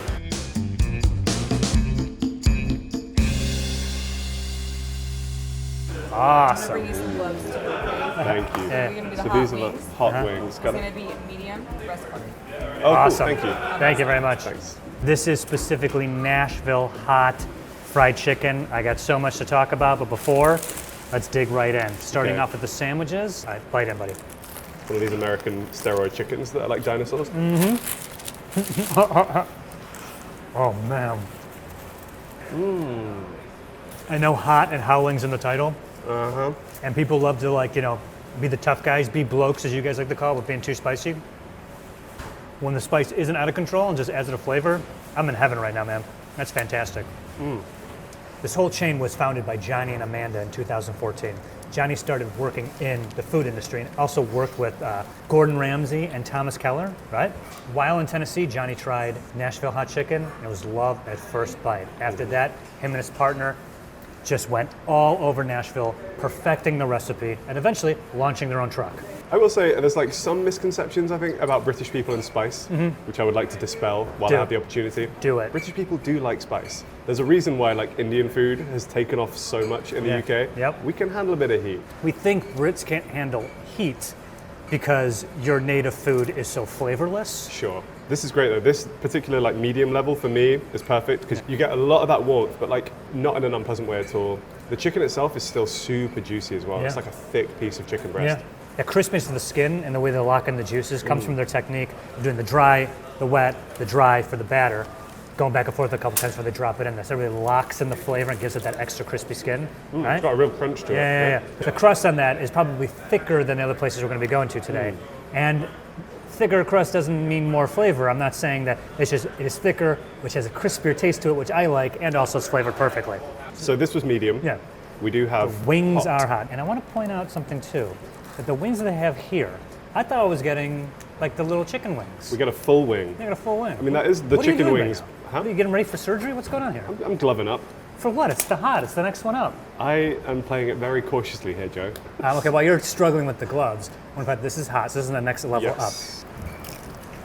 And also, yeah, like, so you get the drum and the flat attached. That's kind of wild. up. Yo. Oh. Right. Oh. Oh man, that's got some heat. For me, I've hit heat limit. Yeah. Here's what I mean by that. This is hot. From this point forward, for me, I could maybe muscle the strength to do more, but I wouldn't be enjoying my meal. It's got like an It's addictive quality. delicious. There's something about It's it that makes so you want to good. go back, right? I wouldn't get the hot for a meal, personally. No, for Sick- me the medium was like perfect. Stick for with the me. medium, Yeah. perfect. Maybe get like the wings of something hotter to kind of show off at the table. Again, bloke mode. This chicken's fantastic, dude. One of the claims to fame is they have chicken that is incredibly spicy. So spicy, in fact, for the 2 spiciest of the flavors, you have to sign a waiver. Look at that. Which I want to point out we have not signed. So they brought us the spiciest, Oh, bro. No. Howling Plus. I'm not touching. So this one isn't even on the menu. This Yeah, is like this- a secret menu That's right. level of heat. I want you to just can you just show a differentiation? Oh my god. I mean, this chicken's Look at the it's colour. closer to black than it is red. She said that one is more like an oil-based sauce, Yeah. which I guess just is going to coat your mouth. I don't want to touch it. Yeah. One of the things the head chef pointed out to us, and this is so true, you see a lot of people when they're dealing with spice, like drinking milk or drinking things. Yes. And the problem with that is that all that does is kind of wash out of your mouth and into your body. Doesn't really neutralize it very well. So he recommended getting things that are thicker, like the macaroni salad and this, the banana pudding. We gotta get a bang on that. That makes more sense. I think if you're just like chugging milk, it's not going to be achieving much. Yeah. But if you leave this in your mouth to kind of like soak things up. Yeah, I want another bite. Like, yeah, coats it. This is so good. Yep, It really tasty. I could kill that. Yeah. And that did help. Yeah. I'm pretty much reset now. Oh, great. All right, my man. This was great, but I got a couple not screamingly spicy chicken spots to take you to. You ready for more? Yeah, can we go via like a Baskin Robbins or something? Sure. Sounds great. All right, we are on our way to the next location, Honey's Kettle Chicken. How you holding up, buddy? Yeah, not too bad. I had a moment with the hot chicken there. That was definitely at the higher end of my spice tolerance. Sure. But we've leveled out now. I'm all good and ready to eat more chicken. So that was a Nashville hot chicken place. This next place we're going to is a bit of a New Orleans style fried chicken place. LA does not have a long, storied history with fried chicken. It's newer to the area comparatively. But as you've noticed, LA is a melting pot of so many cultures and therefore culinary flavors and styles. So each place is doing fried chicken their own way, which pretty much to me is the LA way. All right, next stop, we're in Culver City at Honey's Kettle Fried Chicken. Started at Nashville style, now we're doing more of a Southern New Orleans style fried chicken. Dude, we're getting a couple 2 pieces. I want to get some hot cakes. They're doing the fried chicken a little bit differently here, as the kettle on the logo insists. It's a kettle style way of frying chicken. So not like a kettle that we would use to make tea in the UK? I don't believe so. Different. I understand it as this giant vat of boiling oil. But first, I want to order that chicken, buddy, because I'm starving. Let's eat. All right. It's kind of warm in here. Yeah. Let's go. Don't know if this is good jumper weather. No, I wasn't planning. We're in December, you know. I thought LA might be cold. Man, that's way better. You know, I didn't sign off on that. Do you not? You like it? It is terrifying. So I got to look at this the whole rest of the day now? Yeah, if that's all right with you. No, it's not. The jumper could go back on. Are you kidding me? Bosh. Okay. This looks ridiculous. Right? We diving straight in? Dive in. Dive. Oh no. Amazing. Amazing. Okay. Have you ever had fried chicken that crispy before? No. Or that tender? No. No. That's That's what I fantastic. have. That's like next level. It's like pork crackling on the outside. Right? No, that's a good reference for the UK. So it's wet battered with filtered water. I say that's part of the reason they get the perfect consistency. He marinates it in a secret blend of spices for 24 hours. The kettle style traditionally is a giant, I guess, kettle that is filled with oil but heated from the bottom. So when the chicken is put in there, it sinks right to the bottom. That's where the heat is, and almost like flash crisps it. Yeah, I guess because you're not doing that dry breading, like you say, you don't end up with that quite thick layer that does tend to soak up the oil as it cooks. This really is just like that shatter crisp shell on the outside. It's so good. so juicy on the So good. inside. Wow. So obviously, they know fried chicken here. I think because it's quite a thin layer of batter on the outside, it doesn't taste too oily. No. It's just that like beautiful, Perfect. seasoned crunch, and then just very juicy chicken inside. The owner, Vincent, who we met on the way in here, he's been in the game for almost 50 years. They estimate they sell about 50,000 pieces of chicken a week. 50,000? Bro. A lot of chicken pieces. And I'm not surprised. This stuff is really good. Even the biscuit's good. Oh, it's incredible. I like a place like this where the turnover's high throughout the day. People are coming in, getting their chicken, heading out. People are coming in like crazy around here. Busy. You know it's going to be freshly cooked that way. The chicken isn't going to be sat out for too long. Nope. This happens with fish and chips in the UK sometimes, where people will cook their fish too far ahead of time, Ugh. leave it in the kind of like heat lamp area for Yuck, a bit no too way. long. Not here. And then it goes a bit sad and soggy. But at a place like this, you know it's coming out the fryer like a couple of minutes ago piping tops. hot, yeah. Piping hot. Still super crispy. Really, really good. You seen how juicy this is? We've not had chicken this juicy all day. And to be clear, Uh-huh. all of the liquid coming off that is juice rather than grease as Yeah, well. oh yeah. I can't put this down. It's really good. Can I say also, the biscuits, maybe the best biscuit I've had in America so far. But how does it compare to I've the had UK hit or miss biscuit? biscuits so far. Some of them are just like unbearably dry. Right. But these ones are still super moist and flavorful actually. Everything is A+. Everything is so good. Super good. I love this. But this is, yeah, like in terms of the crispiness, I've never had chicken this crispy in my entire life before. Right. Flavors too, juiciness. Yeah, I mean, this is just like pretty much perfectly executed fried chicken. Yeah, I would say it's pretty close to perfect. You're a chip man. How the chips are? Really good. Yeah, more like a British chip that I would expect in terms of like the bit thickness. These are thick, like the thick ones. I think the name of the game here is biscuit, hotcake, and this is like, it pairs so well with the light, juicy chicken, right? Yeah, yeah. You want something like a little salty, a little starchy to really like balance that out. I've heard a rumor that some people consider this the best fried chicken in Los Angeles. Well, that's for us to decide, I don't Joe. know. All I can say for now is they've made an excellent case for themselves. I think I have room for a few more spots. You got room for a little more chicken? Mm-hmm. All right, let's hit the road. Put that jumper back on. Now, I'm not going to go through the history of fried chicken because we did that in our New Orleans episode. Check it out. But I did have many very interesting factoids about fried chicken in there. It's been a few months, and I'm going to quiz you and see if you remembered all that great stuff I told you back in that video. You ready? It's been a while, okay, yep. All right, question 1. Which method of cooking chicken did the Scottish bring to the U.S.? It was frying, right? Scots invented fried chicken. Correct, frying. Fried chicken episode. How do you like that? We start with the easy ones. Before switching to animal fat, which oil was the chicken originally fried in? Canola oil. Close, I think it was palm oil. Okay, yeah. Palm oil. Palm oil. All right, and question number 3 for the New Orleans fried chicken episode. I painstakingly put together a tour of 3 fantastic fried chicken places in New Orleans. Can you name all 3? Oh man, Plan a trip for us. Gus's. Yep. There was... Can't believe this. I mean, I take this guy to New Orleans. Keys Food Mart. Yes. Okay, yeah, Gus's and Keys. There was one more. There was a first and one. I'm pretty sure it was our favorites, which is very funny. Oh man, it was the first one. Mm-hmm. And it was delicious. It was... I didn't forget. Time's up. Fried chicken, that was Time's gumbo. up. It was picnic. Well. Okay, 2 out of 3 ain't bad. Now we're heading to Koreatown for Korean fried chicken spots called Goltong. You're speaking my language. I love Korean fried chicken. Can't wait to see that LA twist on it. There we go. Well, it's about to get twisty, baby. Woo. We're in Koreatown at Goltong Chicken, right here, buddy. All right, some say this is some of the best Korean fried chicken in the whole Los Angeles area, and we're about to find out. You still hungry? I am still hungry. You said this guy also has quite an interesting story, right? Absolutely. Was a film director in Korea. He's made a few movies. Got the movie posters on the wall right there. There you go. And That's somehow he's ended up opening a chicken shop. Made his money in karaoke, then went into film, then jumped to fried chicken. Karaoke, fried chicken, and movies are 3 of my favorite things. And they do fruit. Yeah, I was looking at the menu, and it looks like there's like a fruit salad that comes with the food. I think the fried chicken and fruit seems like a nice pairing, to be honest. Yeah.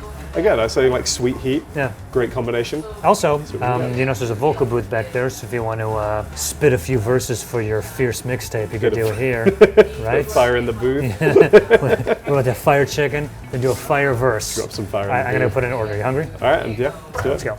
Yes, sir. Thank you so very much. Wow. Gotcha. Wow. Thank you so much. Thanks so Thank much.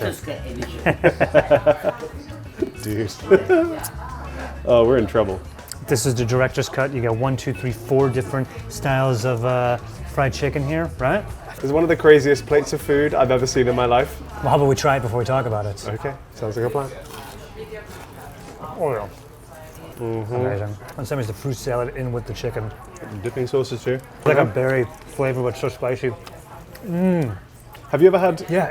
Have you ever had fried chicken and fruit in the same mouthful I before? haven't. I don't think I have. Yeah, I just had some strawberry with fried chicken, which I've never had before, and that was absolutely delicious. Amazing. I can't even count. There's like blackberries on here. There's blueberries, strawberries, tomatoes, peppers, avocados, kiwi fruit. I think I'm seeing there.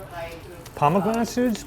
It's just things that I would never think to consume together, but That's now they're here. I'm fantastic. going to do it. This guy's a genius. I mean, In terms of the chicken itself, how's this stacking up for you? this is fantastic. This was the wild card coming in today. I do love Korean fried chicken. I've had it before, but never like this. This one over here, this one with the fruit sauce on it. Yeah. I haven't had anything like this before, and I absolutely love it. One thing that really impresses me about Korean fried chicken, especially this Korean fried chicken, is that when it is tossed in that sauce, it still retains that crunch. Because often when you get like a fried thing, you cover it in sauce, it'll just go soggy really fast. But this one, like, you still get the texture difference. The gentleman that was sitting back and forth here, I believe his name is Kil Chae-jeong. My apologies if I pronounced that wrong. Only person who works here. Wow. One man show. This is his joint. He's got the sweet, he's got the savory, and he's got the spicy all on one dish. I want to point out they normally have, K-pop blasting, and you see from the TVs here, it's like more of a upbeat vibe. and to turn down the stimulus for us. Understandable for the shooting. But yeah, this is absolutely fantastic. I love it. This is just like, to me, so unique. I've had Korean fried chicken before, never in LA, but I've never had a plate of food that looks or tastes quite like this. Yeah. With those fruit combinations particularly. You can almost tell that it is just run by this one guy in the way that like this is so distinct. Yes, it has a very personal flair to it. Right, it feels like this is like very much his personality coming through on the plate. And it's really, really delicious. I think we may have to get the rest of this to go because there is an enormous amount that we have unfortunately not touched. All right, last spot I want to take you. Can't go today, but I'll see you bright and early tomorrow. Sounds good. Fantastic. All right, my guy, we're in Venice right now. We're stopping our last chicken spot, Willie Mays. Oh, I thought that was in New Orleans. That's right, sir. When we went to New Orleans for our fried chicken episode, was not open, but they have a spot out here in LA, opened in 2022, and some say it is as good as the OG location in New Orleans. And now we're at Willie Mays in Venice, Los Angeles, California. Not Venice, Italy? Correct. Cool. We came here in a car, not a boat. Sure, gondola. This location's been here since 2022, and it is a sister location of the OG restaurant in New Orleans. I feel like when we were in New Orleans doing chicken, you said that Willie Mays was a contender out there, but we couldn't go? We could not go because not only were affected by Hurricane Katrina, but rebuilt, and then recently when we were there, suffered a fire, so it closed once again to rebuild once again. But some say it is the best fried chicken in New Orleans. We'll see how good it is here in Los Angeles. I think it's going to be fantastic. The chicken here is wet battered, so because of that, it's going to be nice and crispy on the outside, but oh so juicy on the inside. One thing I love about this place is it said very clearly the ingredients and the spices are a closely held family recipe, and no secrets will be revealed today. If they're sitting on the chicken recipe, you know they got something good. Yeah. It's worth protecting. It's worth keeping under wraps. They're also known for the soul food classics, so we might try a few sides. We're definitely getting the chicken. I kind of miss gumbo from the New Orleans episode, so maybe we get a little gumbo to share. I'll see if I can whip up some gumbo. Yeah, I do miss gumbo. Isn't gumbo Good. great? So good, yeah. That's right. You don't have gumbo in the We the do UK. not. No, that's one that I've not found yet at all. Yeah. So let's get it while we're here. So you know, another opportunity, buddy. Open a gumbo shop. Willie Mays originated as a bar in 1957, but by the 70s they became a restaurant. They were given the James Beard Award as an American classic in 2005. Jimmy B. Jimmy B. Operation is run by Carrie Seton Stewart, who is the great-granddaughter of Willie May. Cool. Still in the family. Yes, still in the family. And they noticed out in New Orleans that they're getting a lot of visitors from California. Yeah, none of these have really like originated in LA, Yeah. but you know, they may have been perfected in LA. Yeah, that's right. Yes, please. Oh, Thank you so much. looks incredible. Thank you so very much. Thank you. I think we have a winner. You haven't even tried it yet. Looks alone, incredible. We have a lot to talk about, but first, We diving in? shall we taste? We're diving Where am I in. going on this angle? Ooh, baby. Look at the crunch. I bit the wrong part. I got mostly bone. Oh, I'm so glad we came here. This is amazing. We haven't had skin as crispy as this, but it's also this light. You notice that? That's in that crunch. I get it. I get why people were flying to New Orleans for this chicken. And I do honestly think it is a stroke of genius to go, why don't we just open it in California on the West Coast? I mean, looking at the batter, I thought it was going to be quite a thick layer of batter as well. Yeah, 'Cause same. The way it's kind of like blistered up and you have these like puffy layer bits. But it's actually not that thick. It's quite a light, delicate layer of batter, like you say. And it is that, you can tell it's that wet batter again because it's really just sealed in like every ounce of juice that was in this chicken. It's all right in there. Still tasting amazing. Ah, so good. As mentioned before, the recipe, the spices, the highly guarded secret it said online. Before I'm like, okay, whatever. Now, no. We must protect this recipe at all costs. This is so good. I totally get it. If I came up with this, I'd be like, ain't nobody getting this. I also want to try some gumbo. I miss Yeah. gumbo a lot. Gumbo was one of my favorite things that we actually ate on that whole trip last time we were out. Yeah. Does it taste like we're back in New Orleans? Feels like it, right? It kind of does, So, yeah, the vibe in here is very New Orleans. Yeah. I feel that they've done a perfect job of replicating great New Orleans food here in sunny California. Because yes, the chicken is on point, but the gumbo's fantastic. The corn muffins are fantastic. The sides, all this stuff is really fantastic. I really feel like we could have this exact same meal in New Orleans, but we're in California. Yeah, I agree. Impressive display of like consistency, love and care. It's really, really tasty. All right, buddy. But if you had to pick your favorites of all the places I've taken you today, what do you think was your favorite fried chicken in Los Angeles? As always, it's a tough call. You've given me very different like styles of chicken across the board. Yeah. It's not like a direct comparison, but I think the one that I personally have enjoyed the most was actually Honey's Kettle.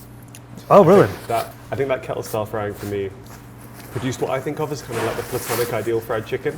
It was super crispy, unbelievably juicy, flavorful, but surprisingly light. I also just love the vibe in there. I think the family are doing an amazing job. It's fine margins because this is also great. Gold Tong was also great. They've all been great. Howling Ray's also good. If they hadn't tried to assassinate me with spice. Here's this chicken. Sign this waiver before you eat us. When you die, you can't sue us. That's bold. For me, fine margins, but I think, Honey's just edged out. I think my head is the same place as yours, except I'm going to flip them. I think Willie Mays is the best fried chicken I've had in Los Angeles. Honey's Kettle is a close second. I guess we have the same sentiments, although I felt that this style, this crispiness, and this flavor profile, and the lightness and juiciness of this specific chicken was better than Honey's Kettle. But, I mean, they're neck and neck. I mean, Howling's still great. Would still highly endorse that. If you want the real spice, if you want to push yourself, do that. I would say also, for Gold Tong was probably the most entertaining meal, get 3 of your friends together and go to Gold Tong. Yeah. 3 friends, several beers, mountain of fried chicken and fruit. But it's cool though. I feel like I've had a really good overview of the like LA fried chicken scene. You can see those cultural influences have come from all over the US and beyond, and are really kind of like being honed in LA, which I really love. And I wish like half of these places were available in London. Never happening, buddy. Never happening. All right. I'll have my sad, soggy KFC. There's a lot of talk in the manosphere about getting up early and exercising or hopping in a cold plunge to really get your day started, yet none of them reference having blazing hot chicken to get the blood flowing. That's what we're doing today, buddy. Get ready. That's a good point, actually. Yeah, like cold plunge, supposed to get your heart pumping. I'm sure 2 million Scovilles will do the same thing. Today we're going to 4 of the best smash burger places in Los Angeles. And we're starting right here at Burgers Never Say Die. You hungry? I'm very hungry. LA really brought the heat last time when it came to burgers. That's right. And I feel like smash burgers are a pretty big deal out on the West Coast. Huge deal here. That's why I wanted to focus just on smash burgers today. We're looking for paper thin patties, juicy yet crispy and delicious on the outside, gooey melted cheese, toppings, toasted bun. Everything works in a bite together, but we're really honing in on that smash, crispy deliciousness. I'm starving. I'm gonna go put in a first order. Let's do it. I mean, my man, you wanted the American experience when it comes to beverages. What's more American than Red 40? Take your pick. Do you want to have a dang, or I think that one's called Frosty? I love that there are distinct beverages, but they look exactly the same. 2 cherry sodas. I'll take the dang. That's good. All right, my guy. Okay. All right. Look at this thing. We got so much to talk about, but first, the taste. Oh, that's good. Oh, that's good. We're off to a banger here. I know. This is delicious. It's deceptively simple, right? Right, yeah. 2 very thin smash patties, American cheese, pickles, onions, ketchup. Weird thing to say, I think ketchup is a hilarious addition because, I mean, who doesn't love ketchup? I think a lot of places, they always want their fancy burger sauce, and this guy's like, nah, ketchup. No, ketchup. And of course, toasted, pillowy bun. Right. I feel like in this episode, I'm going to be making some fast food comparisons, and I need you and I need the viewers to know that that is not like a negative. I love fast food. I always have, always We need the will. frame of reference. It's just frame of reference, Yes. right? So when I say that this reminds me of a McDonald's double cheeseburger, which I've stated on Food Wars before is one of my favorite burgers of all time, I mean that in a very good way. And also, obviously, it's like a very elevated version of that. Wow, this is incredible. Okay. 2017. Wasn't too long ago. Sean Nee, the creator of Burgers Never Say Die, decided to start this smash burger pop-up in his front lawn. He did not have any formal culinary experience. Word of his burgers spread like wildfire. Lines around the block was selling out every day. Check this out. Customers were hiring people on TaskRabbit, don't know if you know what that is, I do. to wait in line for them to get the food. This was like the hottest thing in LA. Some say, and I don't know how this is provable, that Burgers Never Say Die and Sean is responsible for the smash burger renaissance that Los Angeles has been going through and continues to go through. It all started with him. This is what I've heard on the internet. Don't come at me. That's what I heard. It's word on the street. So eventually he gets this brick and mortar spot in Echo Park. They still line up. They're still in big demand. They're still incredible. But good news is that I don't think he runs out anymore. I know it's a burger episode. Yes. I want you to take some of these fries out. Pour me out a few Yeah. fries. Now, There we go. if I told you, look, I got some fries at McDonald's, you'd be like, yes. Yeah. Right? Yeah, again, very similar in style to McDonald's. I'd say these are cooked on the kind of like paler side almost. Yeah, I taste them. That's really good. Very good fries, right? Again, very reminiscent of a McDonald's fry, like very nostalgic, but it doesn't taste as oily. Still got a nice crisp to it. Not overly salty. I think maybe that's one thing that this is really scratching for me is that kind of nostalgia itch. Yeah. Because many of us have grown up eating versions of this exact meal from various places, be it fast food, be it a little diner in your local town that's making something quite similar to this. But this is just like taken to a new level with the care, the quality of the ingredients. So tasty. Yeah, it's funny you mentioned nostalgia. The very essence of this restaurant is nostalgic. The name Burgers Never Say Die is a play off of the very, very famous quote from the movie The Goonies, Goonies Never Say Die. Can I shock you, Joe? Shock me. I have not seen the Goonies. What do you mean you haven't seen The Goonies? How have you not seen The Goonies? I don't know. I've just never seen the Goonies. Is it good? Is it good? Mm-hmm. And your parents never showed you The Goonies? They did not. No. Okay, your parents should be in jail. That's child abuse. What was this child you did? You didn't see The Goonies. None of your homies have seen The Goonies?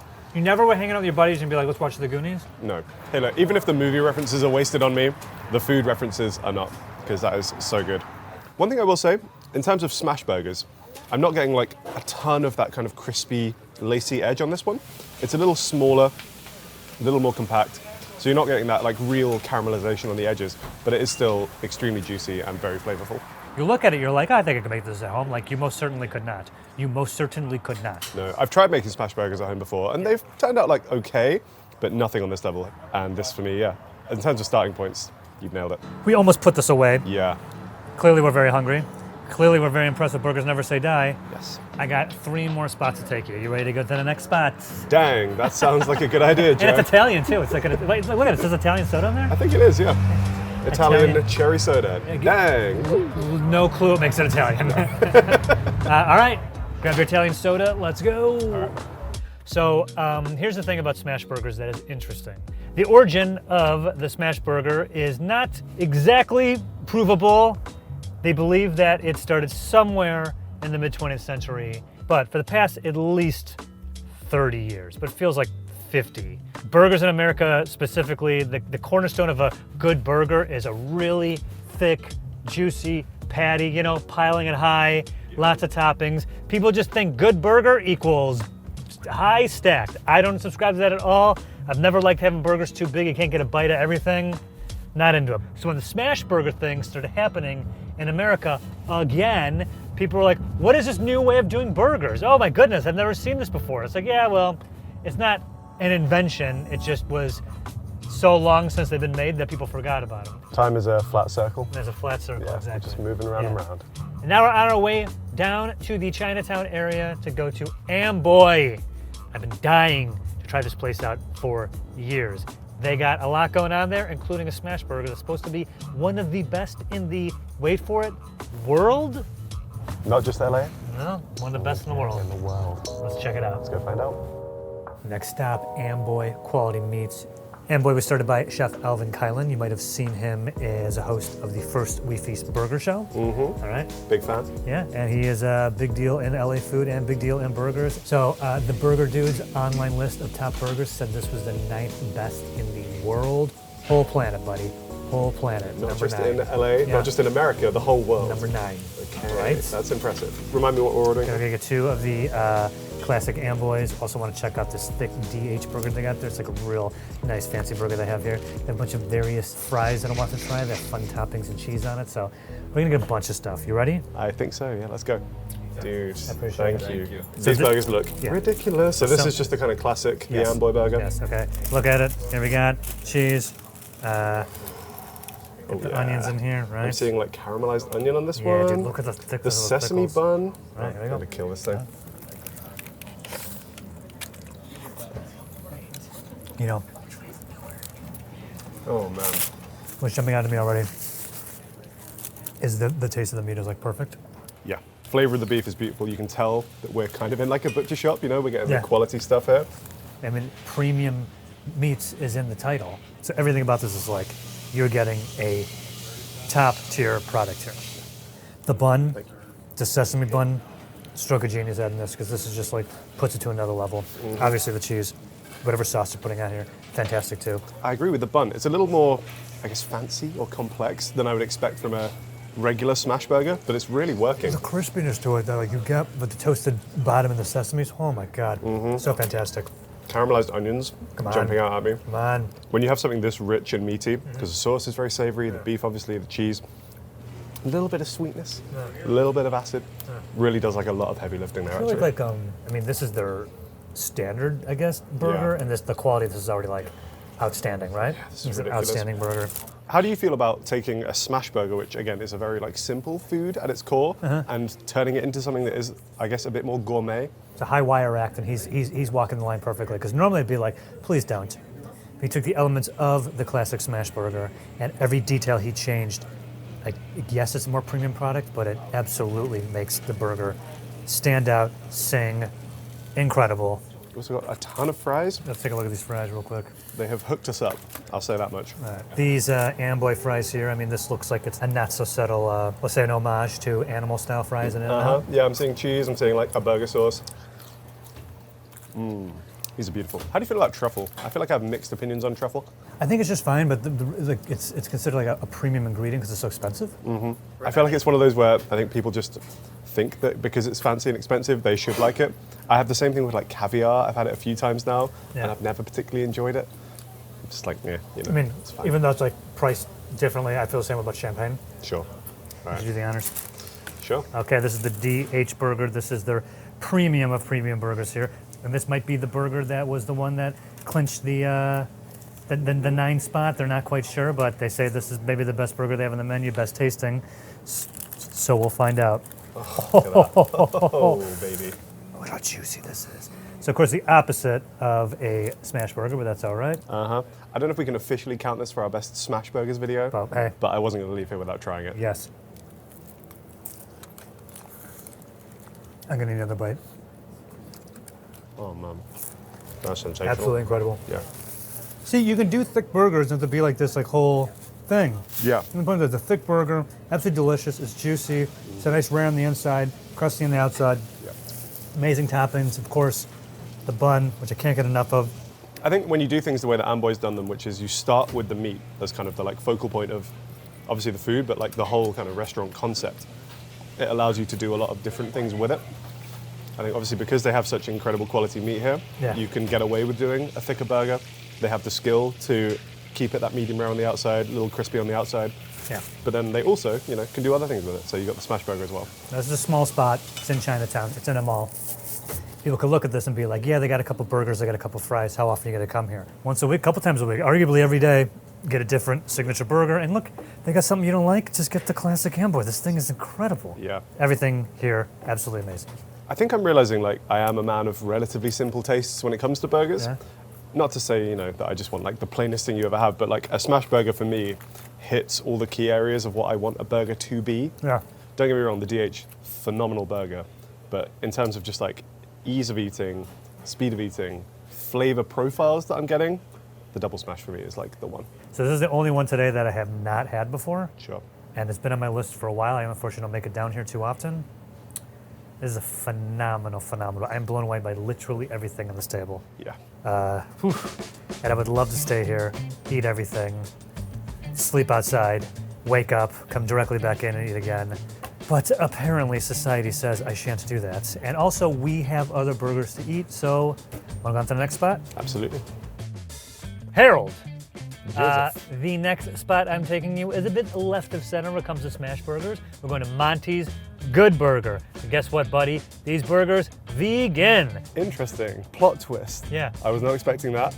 Are they good? I imagine they're good. I'm not going to be taking you there if it wasn't good. I think they're great, and clearly I'm not a vegan. But another thing you should know about this is that they use the Impossible beef. The very Impossible beef, not allowed in the EU currently, and I don't think in the UK either. Yeah, no, Impossible beef still hasn't made its way over. I think there's like an ingredient that the EU is still not sure on. That's right, buddy. Might be there soon, but I've not had much Impossible beef in my lifetime. Well, we'll get all in that at the place, but first let's get there and start on our next burger. Next up, Monty's Good Burger. Now, creators of Monty's went vegan, but they missed In-N-Out, so this whole thing was based on them trying to replicate In-N-Out burgers in vegan form. So we're having no meat, but they still do it the smashy way, and I think that counts. You've had In-N-Out, right? I have had In-N-Out, yeah, good burgers. So you'll see, is this the In-N-Out of vegan food? Okay. All right, we're getting two of the smash burgers. Tomato, onions, pickles, a sauce, brioche bun. We're doing the 50-50, that's fries and tots. Their version of animal style toppings on there. And some fun shakes, some fun drinks though. You ready for more food? That sounds delicious. Let's go. Thank you. Here it is, the Monty Smash Burger. No, no pickles. Not pickle guy. All right, so much to talk about, but first, let's get that bite. Oh yeah, buddy. A lot of good stuff in here, right? Mm-hmm. Oh yeah. First burger of the day to have lettuce and tomato on it. Mm-hmm. So I'm not usually opposed to it because it's very light. Still retains that delicious smash quality, even though it isn't beef. It is a imitation Impossible beef. Yeah, I think of all the like meat substitutes I've had in the past, this one is definitely hitting. I would have no idea that wasn't meat if you didn't tell me. No, I don't think I would actually. It does definitely get that crisp on the outside, nice and juicy, like a good texture to it. Yeah. I think a lot of the meat alternatives that I've had in the UK, I don't know if you can treat them in the same way that you can treat this Impossible beef. Yeah. I don't know if you could like ball it up and smash it in the same way. In an effort to make Impossible beef so close to regular beef or ground beef, there is a product or a element of it that has a long name that I can't pronounce, but it's nicknamed heme, H-E-M-E. Is it soy hemoglobin by any chance? That's the thing, and that's what, if you have the meat raw and you cook it, it bleeds or gives like the red juice the same way that a actual ground beef would give off. Nice. Well, another thing, really impressed by the cheese. I feel like vegan cheese is one that like needs refining a bit. It's not quite there a lot of the time, but this one like is doing the exact job that an American cheese should do on a burger. They steam it onto the patty. Right, yeah, 'cause it's got that really lovely like melty, gooey texture to it. Yeah. A little bit of flavor.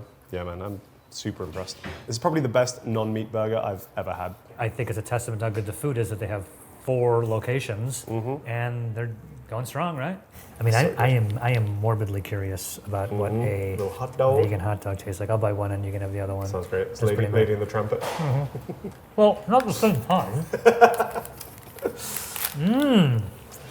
Good? Yeah. It has that savory flavor that you associate with hot dogs. You see what I mean in a second, right? Would you have thought that was It's got like a smokiness to it, Would right? you have thought that was fake meat if you didn't know any better? I do would know not that. have. I would not have. No. I don't think that's really like the point. It's just the point is to make stuff that tastes great. But I feel like the key, and maybe the reason why it's succeeding so much, is that you don't feel like pressured to be like, this is vegan, and aren't we just so special, whatever? Like we have great burgers, great fries, great shakes, great dogs. And it all just happens to be vegan. Yeah, and you're not going to believe this. Yeah.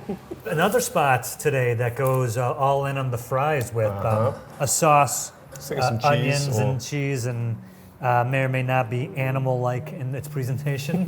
All right, patent pending. Animal-like. But this is both fries and tots. Okay, given the choice, would you rather get fries or tots? Well, as a Brit, I haven't had too many experiences with tater tots in my life. Oh. What are they? Kind of like balls of fried mash? What is happening right now? You don't know what this is? We don't really have tater tots in the UK, man. Balls of fried potato? I'm not going to say anything. You've never had these before? Not really. Well, you have or you haven't? I don't think so. You haven't had tater tots before? What is going on in that country? They're not really a thing in the UK. We're very chip You heavy. guys are insane about potatoes over there. Every time I go over there, everything's potatoes with you guys. We do chips, we do roasties, we do mash, but yeah, you definitely do the big. No apparently one not does. tots. No. That whole island, no tater tots. I don't believe that. What the? I'm sure someone in the UK is doing tater tots, but I'm saying I personally don't see them. Tater tots are incredible, right? Did you just notice? That was really tasty. Yeah. You Crispy, can have those all the time. crispy, fluffy. Ooh, Yeah. that sauce is really good. So we got some fun celeb collab shakes. I have the Travis Barker matcha green. I was going to straw this, but this is almost more This like is a very sundae. thick. Oh, this is geez, like thick and creamy. There it is. Oh my God. I can't even get mine. I'm gonna have to spoon this. And this is all oat milk based soft serve. What do you think of that? No way, that's so good. Has so much creaminess to it. Flavors there. The little Oreo strawberry combination in this one, particularly. Yeah, man, this is doing it for me. I think this is incredible. Uh-huh. I'm not a big matcha guy or green tea guy, so I just got it for the show. I'm like, yeah, we'll get it, but that's so good. Oh, man, this is all Isn't really this excellent. all awesome? Yeah. Anyone who's watched 1 second of our show knows that we are not vegetarians, vegans by the least. No, not by any means. But I am someone who, you know, like completely understands why people don't want to eat meat. I try not to eat as much meat when I'm not on the job. Sure. And places like this are great because, again, when you want that sort of familiar experience but you don't want to be eating meat, then yeah, this is like a wonderful alternative. This hits. Yeah. Stop. I got one more spot to take it to, my guy. I've saved a little bit of room. Let's go. Let's hit it. So at this point, you've probably noticed that the thin, crispy smash patty tastes different than your standard thick cheeseburger or burger, right? Yes. Okay, there's some science behind that. Okay, I love science. Hit me up. All right, so beef contains proteins, and proteins contain amino acids. A French chemist by the name of Maillard discovered these components react to heat. Amino acids break down and interact with reducing sugars. This reaction, known as the Maillard reaction, named after him, makes it brown and creates the smell and the flavor we love. Not to be confused with the Maillard reaction, What's which that? is when you're allergic to ducks. No. All right, so we're on our way to our last spot, Burger, She Wrote. Fun name. I Yes. like that. It's a play off the Angela Lansbury show, Murder, She Wrote. Ever seen it? I think I have seen that, yeah. Can't say I'm like a huge fan, but definitely caught an episode or two on daytime TV at some point. Was it not on Agatha Christie as well? No, I don't think so. You're thinking of a different older woman who'd solve mysteries. This is the last smash burger we're having, last spot, Burger, She Wrote. Don Nguyen, AKA The Nuge, is a legendary skateboarder. He has his own episode from Vice's Epically Latered, which I watched on YouTube. Very entertaining, very interesting guy. Great attitude, does a lot of things like run restaurants. Burger, She Wrote is his joint. Had to include it.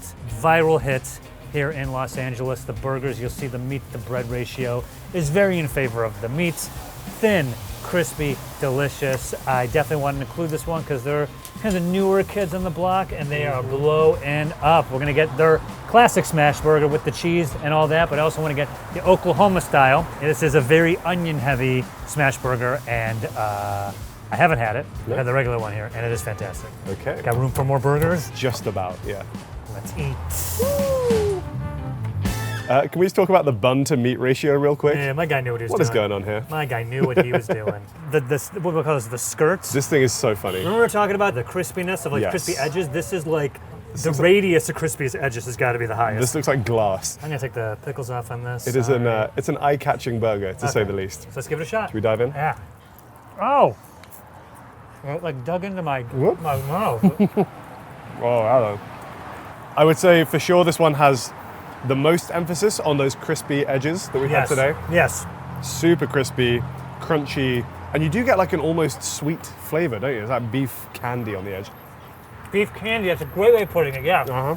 That's not all it has gone for it. No. Inside, the burger is still juicy. They want more of the burgers never say die route with a cheese, a diced white onions, more reminiscent of like a fast food burger. I mean, that's no diss, just that they were going more that angle than say trying to make it more of like premium toppings that you wouldn't normally see in a burger. Yeah, it's really interesting to me because this is like composition-wise basically the same as the Burgers Never Say Die burger. Yeah. But there's like a marked difference in the taste and the flavors that we're getting from these. This is Wagyu beef, right? Wagyu on the whole is a fattier type of beef, so it's lent itself to this really like rich and buttery taste. I think with the toppings that they've chosen, you have enough acidity from the pickles, from the onions, from the mustard to still be able to cut through that. I like the bun as well, like very soft, squishy bun, but is very much like holding everything together. I'd mentioned before, Oklahoma style. See, like, the same thing with the onions falling out here? Right. Now, originally, this idea of the Oklahoma style burger was out of necessity during the Great Depression because nobody had any money. They needed the beef to last, so they kind of filled it in with onions. Sure. But to much everyone's surprise, it tasted great. So it just became a thing that, hence the Oklahoma style. It's really good. Looking at it, you'd think like too many onions. Yeah, you think like, I was going to take like a bunch of onions, but no. No. If anything, the onion balances out the sweet, crispy flavor of the smash burger. Yeah, you end up kind of like almost steaming the onions in the beef fat. Yeah. Very like harmonious in the Yes. end. Yeah, that's really good. Oh my God. I'm so good. full. Yeah, me too. Look, it's late. I'm exhausted. We've eaten our way, smash burger wise, through Los Angeles, and it's time to pick our favorites. Yeah, we've got some real decisions to make here. All right, so if you had to pick one for the queen. For the queen. R.I.P. Yeah. I don't know why I did that. I don't know anything about her. Okay, but if you had to pick one, a favorite, Yes. which one would you pick? I don't think anyone would be disappointed if they ate at any of these spots. Totally. Even Monty's, Yeah. Monty's without the beef. I think for me, it's a narrow choice between two, Uh-huh. which would be Burgers Never Say Die and Amboy. Okay. If I had to pick one, I do think it would be Amboy, but it almost breaks my heart to say that. But then also the Amboy burger was, for me, like showing the full potential of what a smash burger can be. Oh, interesting, yeah. The care that was placed into the ingredients, the meat that they're using there, the cheese, the sauce, everything worked so well together. I loved that. It was so tasty. All right, well, if I had to pick my favorite, I'm going to go with Burgers Never Say Die. Wow. Nice. You know, Yeah. I really enjoyed Amboy. I thought Amboy was incredible. But, Sean and Burgers Never Say Die, they're still doing it. If they are the OG, they're also, in my opinion, still the best in Los Angeles. Yeah. It felt like a bite of LA food history right Yeah, now. yeah, absolutely. It really did. It was But significant. narrowly, my second is Amboy. Sure. That was Yeah. also really awesome. We're pretty much in harmony, just Yeah, slight yeah. slight differences. We're the yin and the yang of those two. Of course. And in many other ways. I think Yeah, that's okay. why we work so well. Yeah, sure. This was wonderful, if a bit, heavy on the arteries. I feel like I'm going to have a heart attack. If one of us actually dies on one of these trips, That'd be the funniest thing ever. just know that that's how I want to go out. All right, my man, today we're doing 3 fantastic LA sushi spots starting here at Yama Sushi Marketplace. This place, like many others, they got fresh fish, they got amazing rice, they're cutting it behind the counter as we speak, so I think we're in for a treat. Yeah, I think for me, good sushi obviously has to start with good fish. Yeah. That's the centerpiece. It has to be fresh, it has to be cut right, it has to be prepared well. I want every bite to feel like this thing just jumped out of the ocean into my boat. 100%. I'm gonna go put in an order and get us an assortment of things. Also want to throw a California roll into the mix. Ooh. I mean, we are in California after all, so it would be rude not to. All right, I'm gonna get us some sushi. All right. All right, so I grabbed us a few things. Just a light snack, is that? Yes, that's yours. Oh my word. So there's a bit of a miscommunication with the kitchen. They actually made us 2 platters instead of 1. Also, if you want to get a platter here, you have to call ahead of time. Sure. But usually you just walk up and get one of these. Yep. Who's hungry? So I'm going to start with probably a California roll. We're in California. These look ridiculous. I don't know if I've had a California roll of this size before. Oh. Oh, yeah. Oh, man. That is so fresh. So the California roll, as you notice, has a creamier flavor to it. There's avocado in there, imitation crab, and rice on the outside. The rice being on the outside is what's kind of considered an inside-out roll. Okay. All right, so the reason that it has avocado in it is because the inventor, Ichiro Mashita, was looking to make a sushi roll that kind of played more towards American tastes. It was in California. Avocados are plentiful. 2 + 2 was 4. Put avocados in that bad boy. Local tastes, local produce, local roll. It's very tasty. Got an unagi eel right here. Eel with sauce. Oh, man. Oh, that's so good. I can't get over the California roll. Yeah, right? How good is that? This is like an iconic piece of sushi. Like, I think I've seen like magnets that look like this, right? Salmon nigiri, yeah. It's about as classic as it goes. Little tuna nigiri. If I wanted that, I want that over here sans rice. I think one thing that's really blowing me away here is the freshness of everything. Yes. Obviously, like rolls, nigiri, excellent classic sushi pieces. I do really like to judge a place by its sashimi though, because there's nowhere to hide with this, right? It's either fresh, tasty fish or it's not. And right here is very fresh and very tasty fish. This is really fantastic. Really love the rice here. Doesn't have too strong a flavor to it, but it's got that really gorgeous, light, fluffy texture. A lot of the sort of particularly pre-packaged sushi I've had in the UK, the rice is quite bland, very stodgy, and just overall doesn't add much to the dish. So, Kenzo Yamada and his wife opened this Yama Sushi Marketplace in 1984, originally as Yama Seafood. They import the rice from Japan at a specific farm they have a relationship with that uses next to no pesticides, and they ship it over here and they mill it almost like a day or two before they're selling it. So not only does that mean that you're getting authentic Japanese rice, but it's also probably fresher than any other Japanese rice you're gonna get in America, certainly in Los Angeles. I mean, this is their competitive edge, and I have to say, this is absolutely fantastic sushi. I'm like blown away by the quality, the consistency.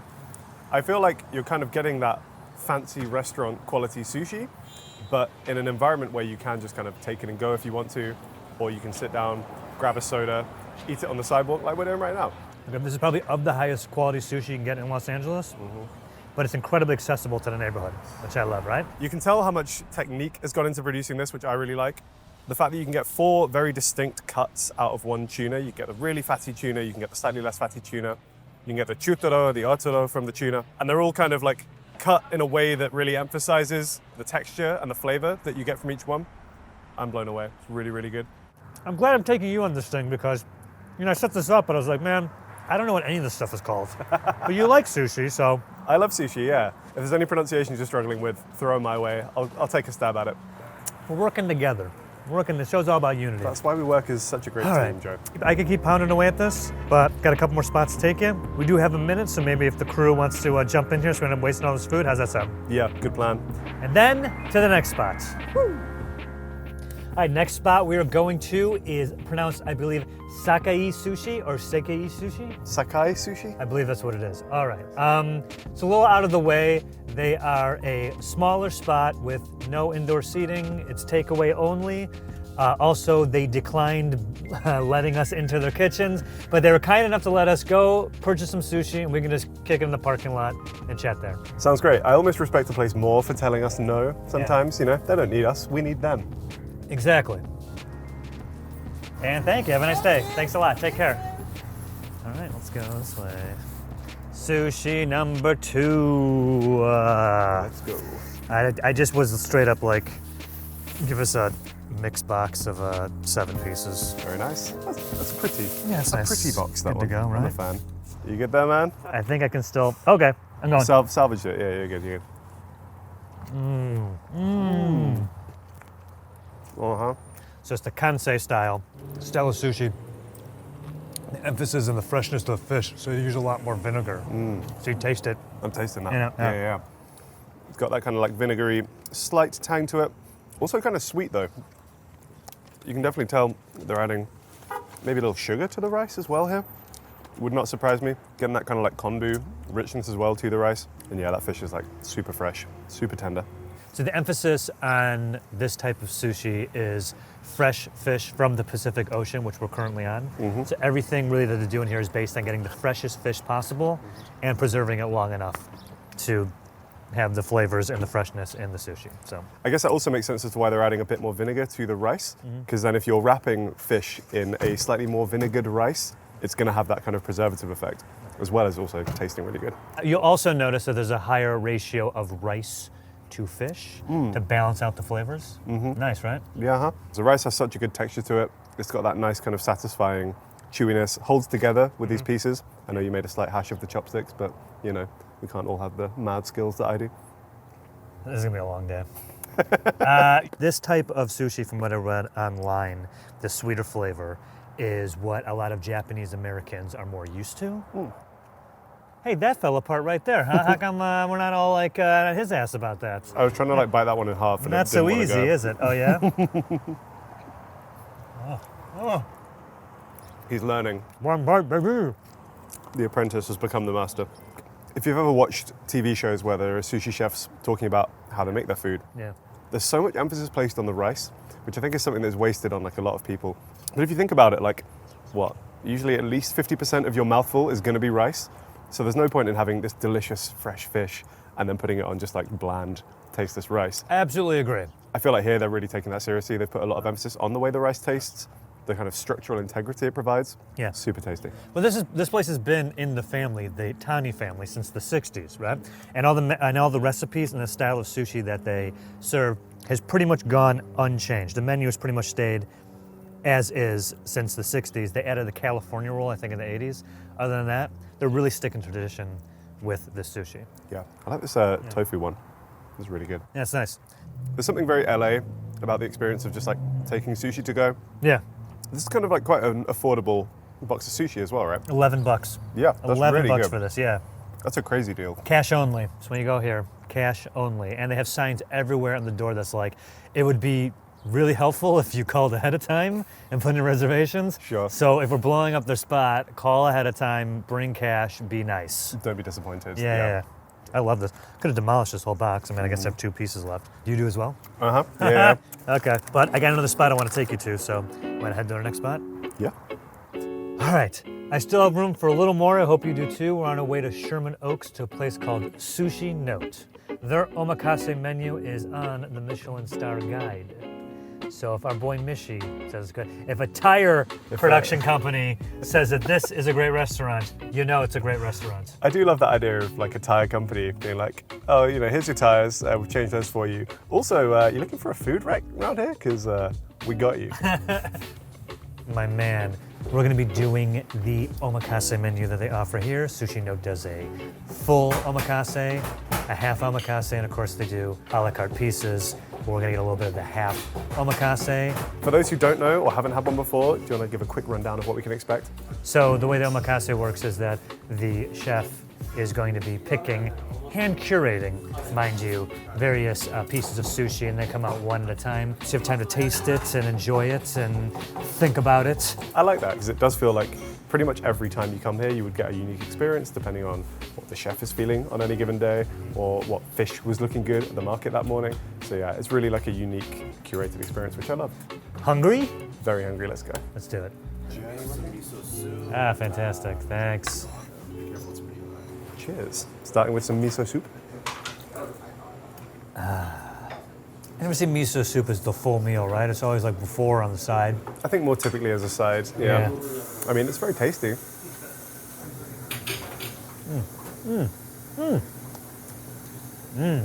Yeah, in terms of ways to open a meal, always love these as a 1-2 punch. What's better, this or chips and salsa at a Mexican restaurant? Ooh, man.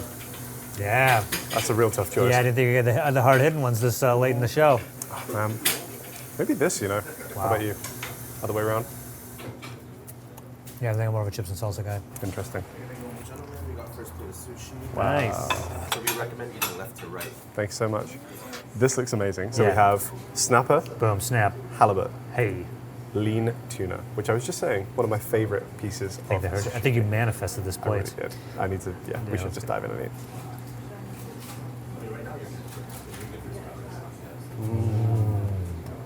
A little wasabi. A little right? wasabi. You get the yuzu, that's citrus. Texture of the fish is perfect. Right? Buttery. Not overly fishy again. Oh, that's so good, man. I'm in trouble here. Okay. On to the next one, halibut. Little halibut. Just for the halibut, let's give it a taste. With the house-made soy sauce? House-made soy sauce. They're soying this sauce in-house. I don't even know what non-sauced soy looks like. Right? What are you imagining? Beans? It's beans. They ferment beans, yeah. Yeah? Yeah. Okay. Even better. A little wasabi in there too. Subtle, flavorful. The perfect bite. Even with the wasabi and the soy in there, Yeah. such a delicate mouthful. Yeah. So impressed by that. I think the next piece, the last one, the lean tuna. Look at the color. The hairy on that, man. Kersh. Yeah, The oh, no. concentration. Now that's lean. That's amazing. Every piece was better than the one before it. There's something about the flavor of that lean tuna that just gets me every time. Obviously, it's a fish, but it really does have that red meat, like steaky effect to it. I know exactly what you mean. But just yeah. a bit lighter. That's wonderful. So wonderful. Everything's so flavorful yet well balanced. With not only with the fish and the rice, but also the wasabi and the sea salt or soy, depending on the piece.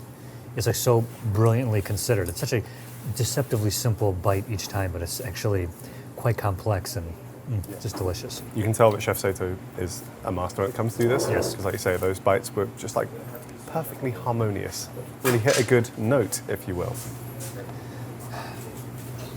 Ready for the next one. That was so good. All right. Thank you Thanks very so much. This also looks incredible. Dude, The smells. you smell that? That's the truffle, oil, and salt on this piece of scallop. Salmon with the soy sauce again. That house-made soy sauce, all right? And bonita fish with some onions. And we did confirm fresh wasabi here, Yes. real wasabi, which a lot of the time you're not getting when you get sushi. Right. All right. All right, man. All right, scallop heads, let's do this. I love a scallop. What is up? Oh, yeah. I think I'm eating this stuff too fast. I should savor it more. What's the point of the omakase, man? You're supposed to slow down, enjoy yourself. Scallop, so tender. I often find truffle a bit overwhelming, but like Yeah. that's used so sparingly. Yeah. You get it kind of on the nose, but then most of what you're tasting is just that scallop, the rice. Obviously, the chef up there used it just the right amount. It just kissed. Mwah. An accent of truffle. Oh, yeah. I love how this piece looks. Even just these like little cuts that he's making on the fish, on the scallop, now on the salmon. Yeah, yours has a little slice through it, right? Yeah, same with yours. Why did you do that? I think it lends itself to like a slightly better mouthfeel. Also, when you do add the soy sauce on top, it kind of like penetrates the salmon a bit more. Ah, Every element of this dish seems very considered. fantastic. That's my favorite bite so far. That's been the Really? best one. Yeah. So they're dry aging the salmon in-house again, 2-week Yeah. dry age. 2 weeks dry aging that.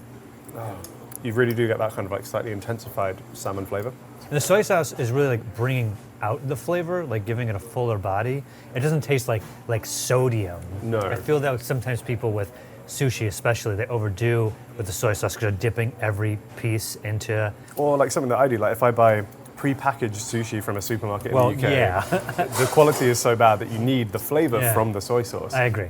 Next bite, last bite before the roll that Connor's really excited The about. last nigiri. All right. This was bonita. I don't think I've ever eaten bonita in my life before, with a little onion on top. It's a trophy fish, so it's pretty big. It's kind of big.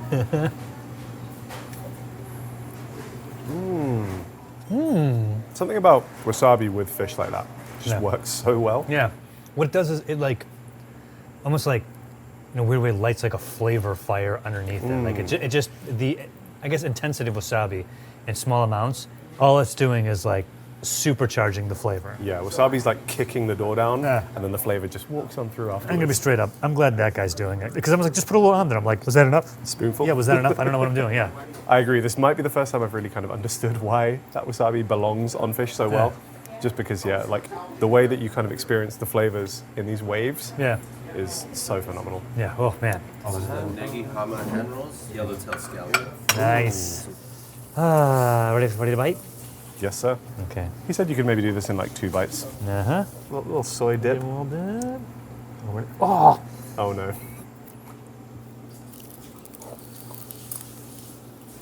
Bit too much soy on that bite. Let's go for number 2. Go a bit of it.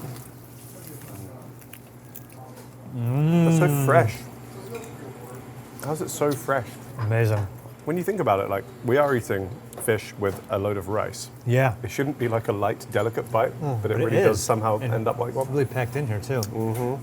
And just if yours doesn't fall into the soy sauce like mine, Yeah. you get like a little soy kiss on there. Mm-hmm.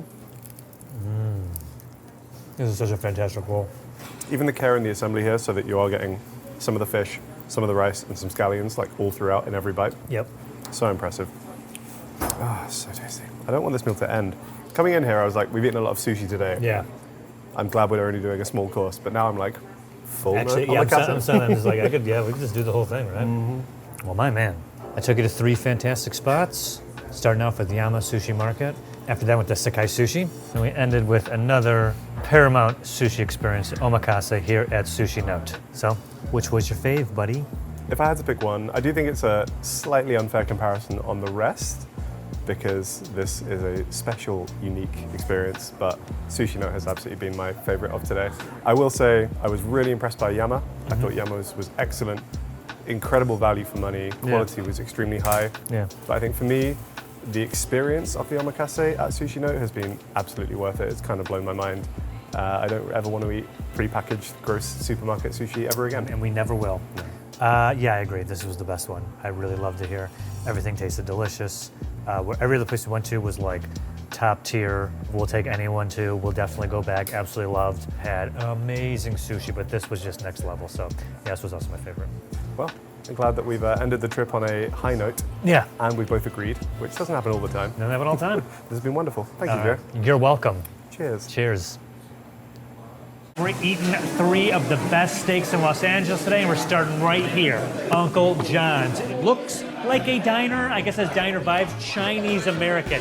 Together at last. It's kind of breakfast time, so I think we should start the video off with a steak and eggs. And I gotta tell you, man, steak and eggs here with toast, hash browns, tomatoes, or rice as a side, $17.75. That's a hell of a deal, yeah. That's like a not lot of bad. food. I like it in here. I feel like if we're gonna start our day with a steak, a kind of diner-style steak and eggs is the way to do it. So today, my man, we're gonna be having 3 incredible steaks. The meat itself has to have an amazing flavor. I really like it when all they do is add salt, pepper, maybe a little bit of seasoning just to wake up the meat. Yeah. But the taste of the meat has to be the star of the show. Absolutely, yeah. We want that beefy goodness to be shining through here. Obviously, you can dry age steaks, which might add a little bit of funk to it as well. Not an essential, can be a personal preference thing, but I personally do like a little bit of that. Yeah. All right, I'm gonna get some steak and eggs and some coffee. So you want a coffee? Iced tea, maybe. Yeah, coffee it is.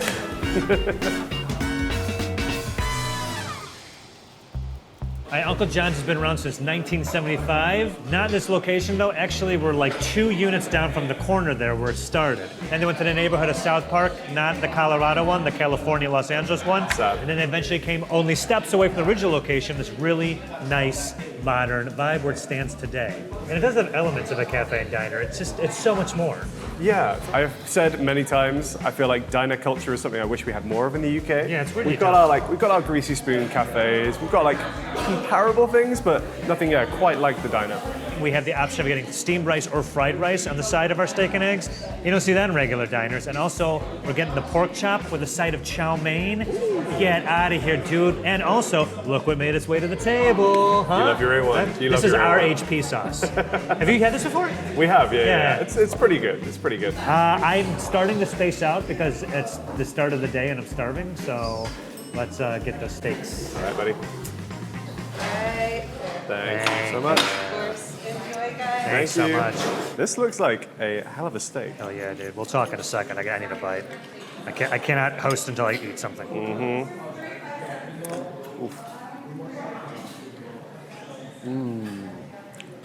What is up, dude? Good morning. This is Good morning. amazing. Good morning, America.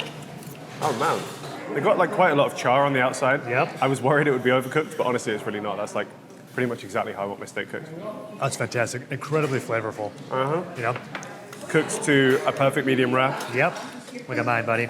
There you go. at Yeah, The steak, when you normally get like steak and eggs, is usually not the best steak. And I Right. feel like it kind of became a thing where men on the way to their coal mining job or whatever, it was like, yeah, I want a thick hunk of meat because they're going to be working all day in a factory or something. I keep changing the job. Gotta load up on protein. For Yeah. my So job it's as a less firefighter. about like, I mean, that to me is like well done steak. So you just like go to town on it because, you know, you need a big breakfast. Now this is actually an absolutely fantastic steak. I mean, you don't get a steak this good in regular steakhouses mostly. No. So it's almost like a surprise of like how much care and attention was put into making such a delicious steak Yeah. for something that essentially is like quick breakfast food. I know it's not like the centerpiece of the plate, but eggs, perfectly cooked. Yep. Beautiful runny yolk.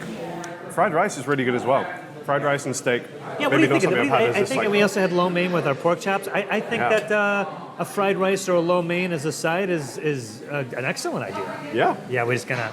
Oh my goodness! I mean, How I know you're not. crispy these are. So you're not supposed to eat this like this, No, but no, I just no. wanna. Oh, that's so good. Whoa.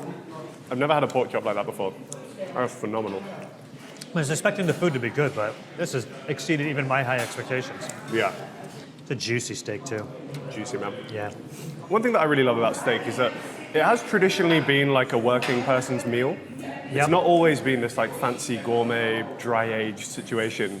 For years, this was like, cowboy food, you know? People were eating this on the trail. Absolutely. It's quick and easy. For me, I think the fact that you can still get a steak of this quality at this price point is something I really admire.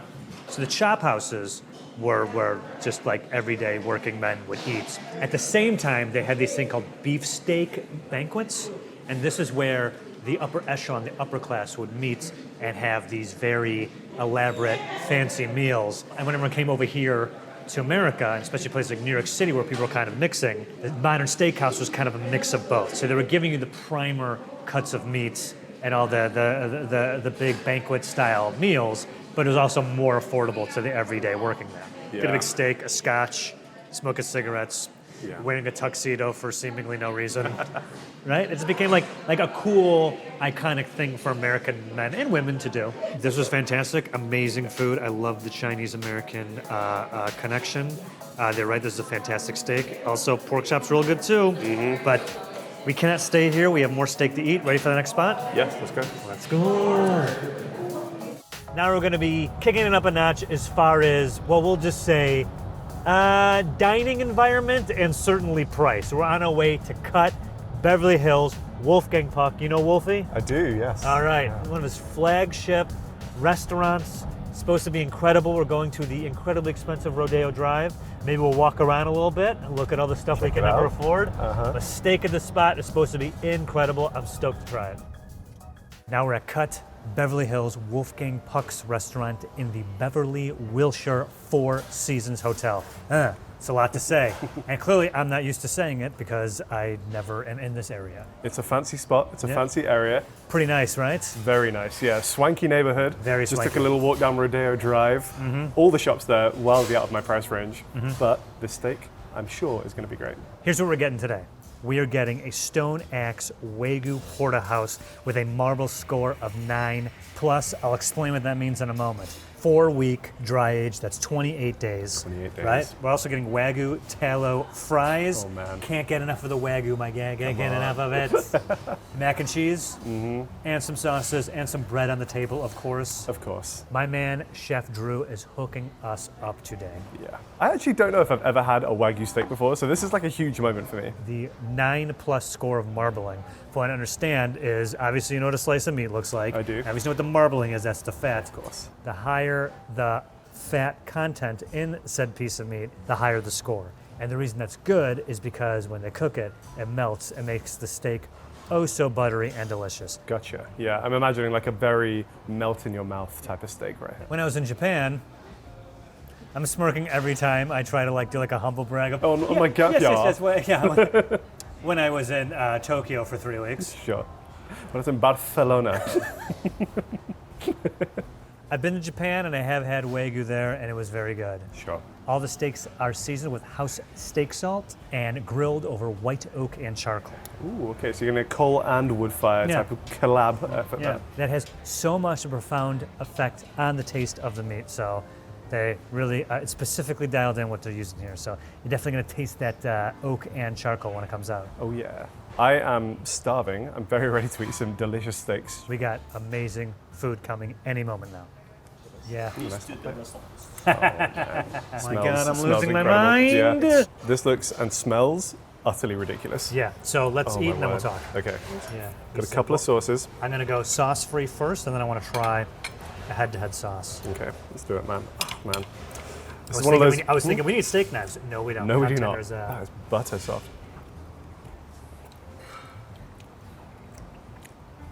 That's incredible. With the garlic butter. Oh my Mm-hmm. God, dude, this is a perfectly cooked steak. I'm gonna go for another bite. I don't know if I've ever had a steak that buttery and soft before. I'm gonna go for the butter and the garlic. We have little spoons if you want to scoop a little more yeah. butter. Because this thing is, dripping in this like rosemary garlic butter sauce. Oh man. It comes with 2 sauces, and I want to say for the record, you do not need any sauce on this. This is a perfect steak. But it's a peppercorn one that Drew says is his favorite. And this little tomato chimichurri. Yeah. A little that's- spicy. Yeah. Apparently Wolfgang's favorite. This is Puck's favorite. So Mr. we're going Puck. to decide right now, not only today who has the best steak, but also who has the best sauce. Sauce one. Which one are you going for first? Peppercorn? I'll join you. Right. Tough to beat. What's Puck got to say about that? Who's right, Joe? Chef Drew or Chef Wolfgang? We'll say the favorite on the count of 3. 1, 2, 3. Puck. Yeah. No disrespect to Chef Drew. He's cooked an amazing steak, but yeah, that chimichurri. This is like a perfect steak. Yeah. Not an easy cut of meat to navigate. No, There's a not lot at all. going on here. This side, a lot closer to the bone, a lot more heat being conducted. This side, a little bit more meat to it, so I guess that's why it's slightly rarer. Yeah. But to get that perfect balance of the two, they've absolutely nailed that. Yeah. So they take the steaks off the grill to rest, then they put in a 1200 degree oven to finish it off. Okay. One thing I will point out, this is dry aged, and you can really tell that. Now that dry age condenses that flavor, right? Taking all that moisture out, everything that's left is just pure beefy flavor.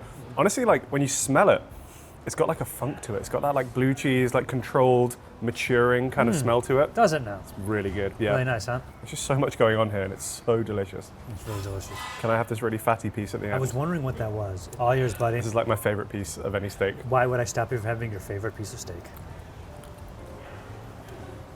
Yeah, dude. Yo! Got some beef tallow fries. These are cooked in the rendered Wagyu tallow, right? Yeah. Oh, fantastic. Extremely good fries. Yeah. Mac and cheese. You want some mac and cheese? You want to try a little mac and cheese? Absolutely. See if it's still warm enough to get a cheese pull. Oh, yeah. There we go. Whoops. They make all that pasta in-house. Really? Cool, huh? It's one of those places where like they're just going the extra mile at Yeah. every level, aren't they? Dude. Holy crap. Michelin star on the door for a reason. This is incredible. You can tell. You can see why. Yeah. I know you mentioned before that Wolfgang Puck, not the biggest celebrity chef in the UK. In the US, I think he's very big. Big deal. Partly the reason, not only does he have so many great restaurants, but he also has a line of kitchen products and also a line of frozen pizzas. Okay. Check this out. The reason he got into the frozen pizza game is because of Johnny Carson. Can I be so real with you, Joe? Yeah. I don't know who Johnny Carson is. What do you even mean? Have you heard of The Tonight Show? Yeah. Okay, well, he hosted it for like 40 years. Okay, yeah. We don't really do those like talk shows in the Okay. UK. Yeah. So, an incredibly popular show that was filmed here in Los Angeles.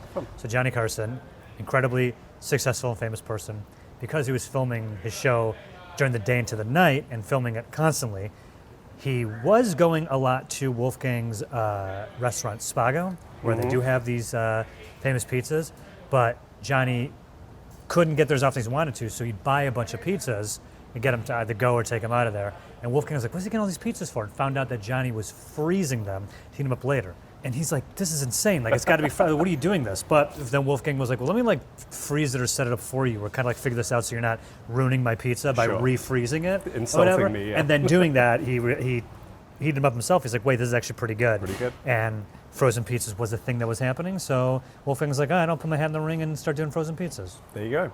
I always respect a chef who can kind of like go a little bit mainstream, but still maintain that kind of aura Yeah. and that kind of prestige brand still, because this is still obviously like Michelin star food, Yeah. incredibly fine dining.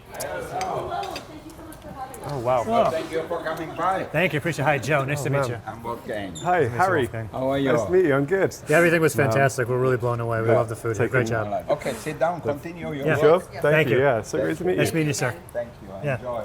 Thank you. All right. Oh, me Wolfgang Puck? Yeah. All right, your move, Jamie Oliver. It is really magical, and I see why people are willing to spend, you know, Hundreds of dollars. relatively large amounts of money on this food. So I have another fantastic steak to take you to right now.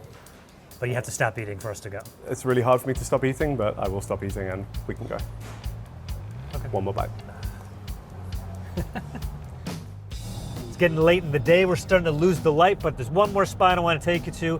Key Spacca. It's more of an Italian restaurant technically, but they are known for having arguably one of the best steaks in LA. It's actually part of or connected to Osteria Mazza and Pizzeria Mazza, which is like, I don't know, like the Mazza complex, but it is a very popular restaurant cluster in Los Angeles. Okay.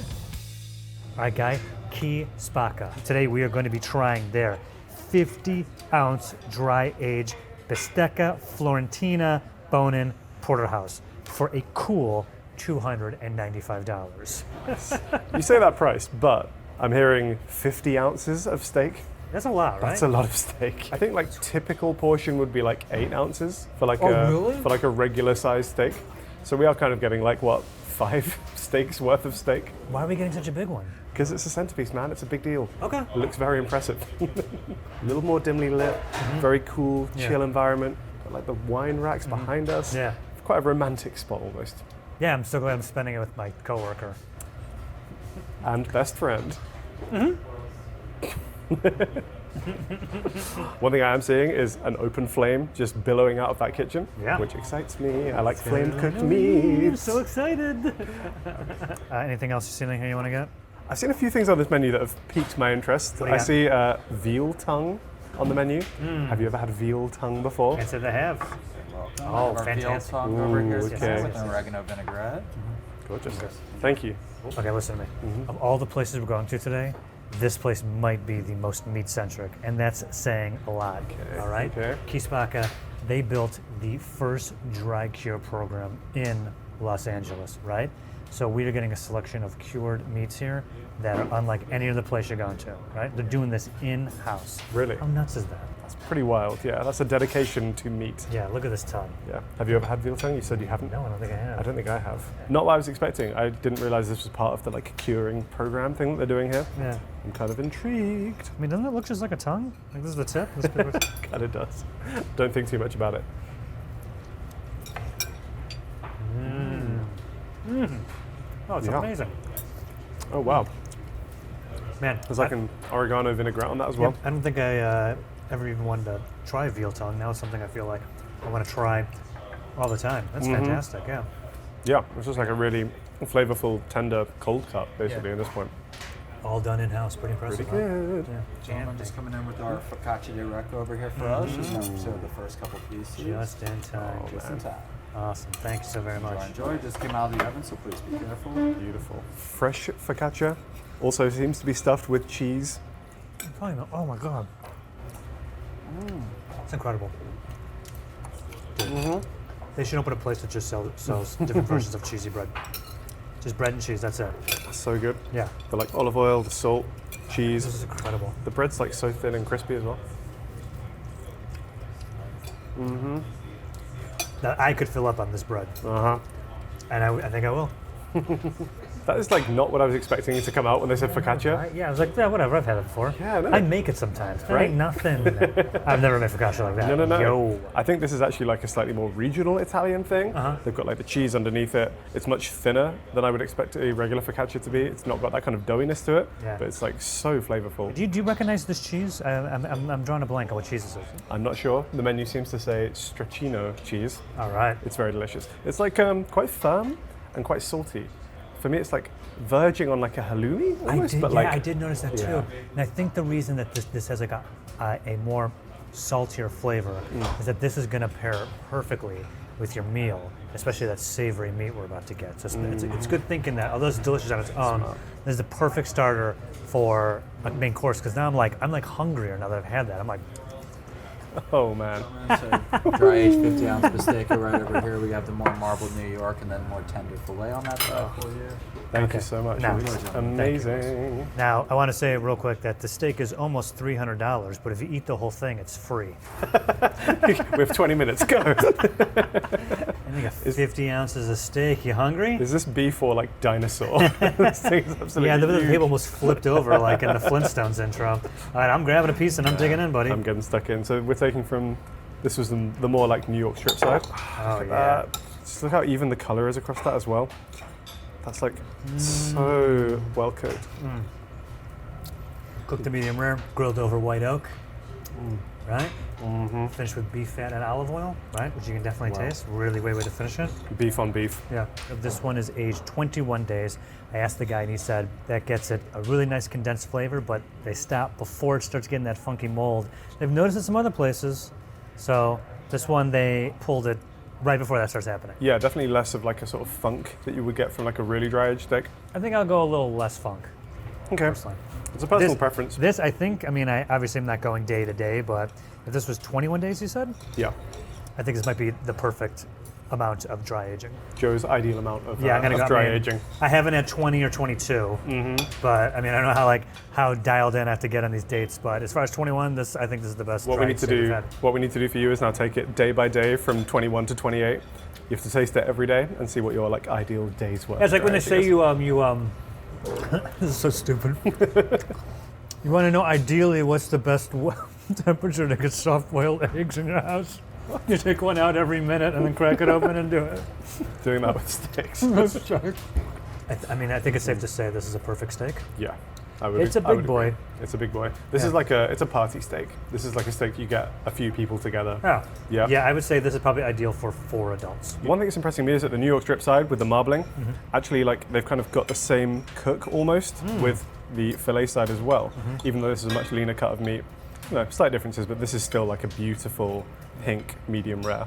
To get an even cook on both sides like that when they are different kind of types of beef, if you will, is really impressive, like technical skill at the highest level. Doesn't get much better than that, does it? Yeah, I'm amazed by how great this Beautiful, is. enormous yeah. steak. I mean, yeah, this is one of the best steaks I've ever had. Yeah. It's a work of art. Yeah. Which I will gladly impressive. eat. A consumable work of art. But I say we wrap this up and head out of here and deliberate our final thoughts elsewhere. That sounds like a good plan. The crew can box up our remaining 48 ounces of steak. So good. Oh man, I'm stuffed. 3 amazing steaks in Los Angeles. How you feeling? Yeah, that was a lot of red meat, but honestly, all so delicious that it made it a little bit easier. Every steak was absolutely fantastic. I would recommend any of those steaks to a visitor looking for an amazing steak experience, or anyone who lives in LA who wants an incredible steak experience. But if you had to pick one, what would you say was your favorite? Fine margins as usual. I think you've picked 3 excellent spots for me, Joe, so Yeah. thank you very much. I really loved Uncle John's. Yeah. I think in terms of, like I say, the LA experience of that kind of cultural fusion Yeah. pulled off expertly. I think they did a great job, and that price point is super impressive. But that said, I think it's cut for me. Wow, cut. Yeah. Wolfgang Puck comes by, smiling those bright pearly whites, and you're just in his pocket, aren't you? Did that seal the deal? It maybe helped a little bit, but honestly, I thought the meat that we had at cut was just a slight cut above the rest. No pun intended. Intend your pun. And I thought it was fantastic. Like I say, that dry age flavor, it might be a personal preference thing, but to me, that was the funkiest and tastiest and most complex meat that we had today. And I really enjoyed it. I also think just coming, as a tourist to LA, I imagined that Beverly Hills, that Rodeo Drive glitz and glam. And for me, that was kind of the vibe that Cut had. So it matched my expectations for the area. It was, a higher price point, but it's steak, it's a blowout meal. Go have fun, go do it at Cut. Yeah. So going into this, I hadn't been to any of those restaurants, but Osteria Mazza, which is connected to Keyspaca, is one of my favorite restaurants. So I was going in thinking that Nancy Silverton and added a Joe Bastianich to the mix. I was really, really excited for Keyspaca, and that steak was absolutely phenomenal. It was more delicious than I hoped it possibly could have been. And that being said, yeah, I'd say Cut was my favorite. I've just barely squeaked in there. I wrestled with this for a while, but I felt the Cut just was my favorite, just by the finest of margins. I'll definitely be going back to Keyspaca because it was a fantastic steak. But yeah, you're right. The Cut, that Wagyu, everything about it. Like the second we tasted it, I was like, oh my God, I can't believe a steak can be this good. I loved everything, but yeah, Cut, my number 1 as well. Wow, we agree. We do, yeah. Great minds think alike. How do you like our Airbnb? It's fine. Yeah, pretty good. Yeah, it's not bad, I guess. I feel like next time we're in town, you should stay with us, man. We miss Nah, you. no thanks. You No, I like don't your wanna do personal that. space? No, I'm going to go home, actually. No. Goodbye. All right, see ya. I got it. You hear about the guy who got knighted for his services to beef? Yeah, I did. Yeah, sirloin. I kind of thought if I just said yes, you wouldn't do the punchline. No, I was Because gonna every anyway. Yeah, joke yeah. I hate, you hear about that, I'm supposed to say no, and then you do it. But what if I just say, yeah, I heard. Well, I'm gonna do it anyway. Yeah. Oh, yeah. Oh, yeah, heard all about it. Thanks. Did you see on the sign out there in front, it said, like, no tank tops? I did see that. There was some safety reason behind it. I was like, how can you wear a tank top in a way that is a danger to public health? I'm thinking it was a hairy guy. I Hairy think guy. a really hairy guy. Arms, armpits. It's kind of like hot day, kind of maybe like really gesturing a lot. And they saw the sweat just flying around. They're like, bro, you need to cover those pits. I blame Dua Lipa. Who's that? Who's that? Yeah.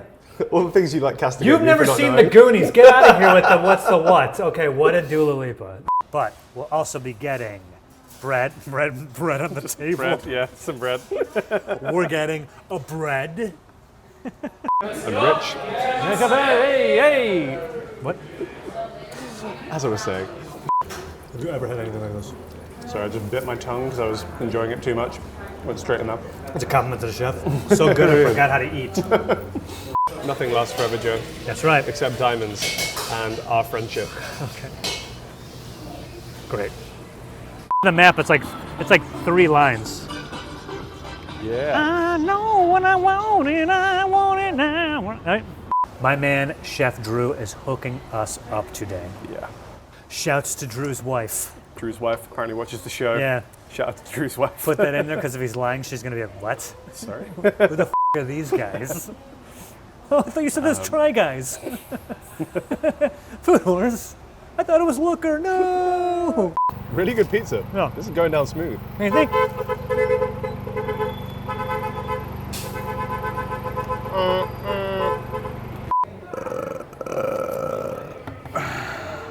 Put me to bed.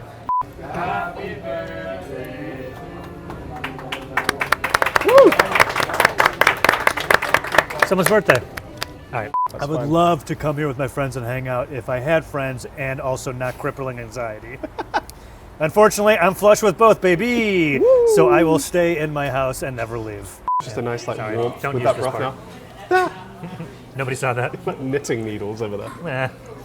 When I was doing some research for this, the Philippines is spelled with a PH, Yes. yet all things Filipino is spelled with an F. For the most part, yeah. Why is that? I don't really know. You're the smart one, I'm the loud one. I don't know how I just set you up to impress everyone how smart you are, and you just blew it. You get that, man? Shut up. I think I can still. Okay. So this is a Kansei style of sushi preparation. Somewhere George Japan is just like shaking his head. Oh, we're trying our best.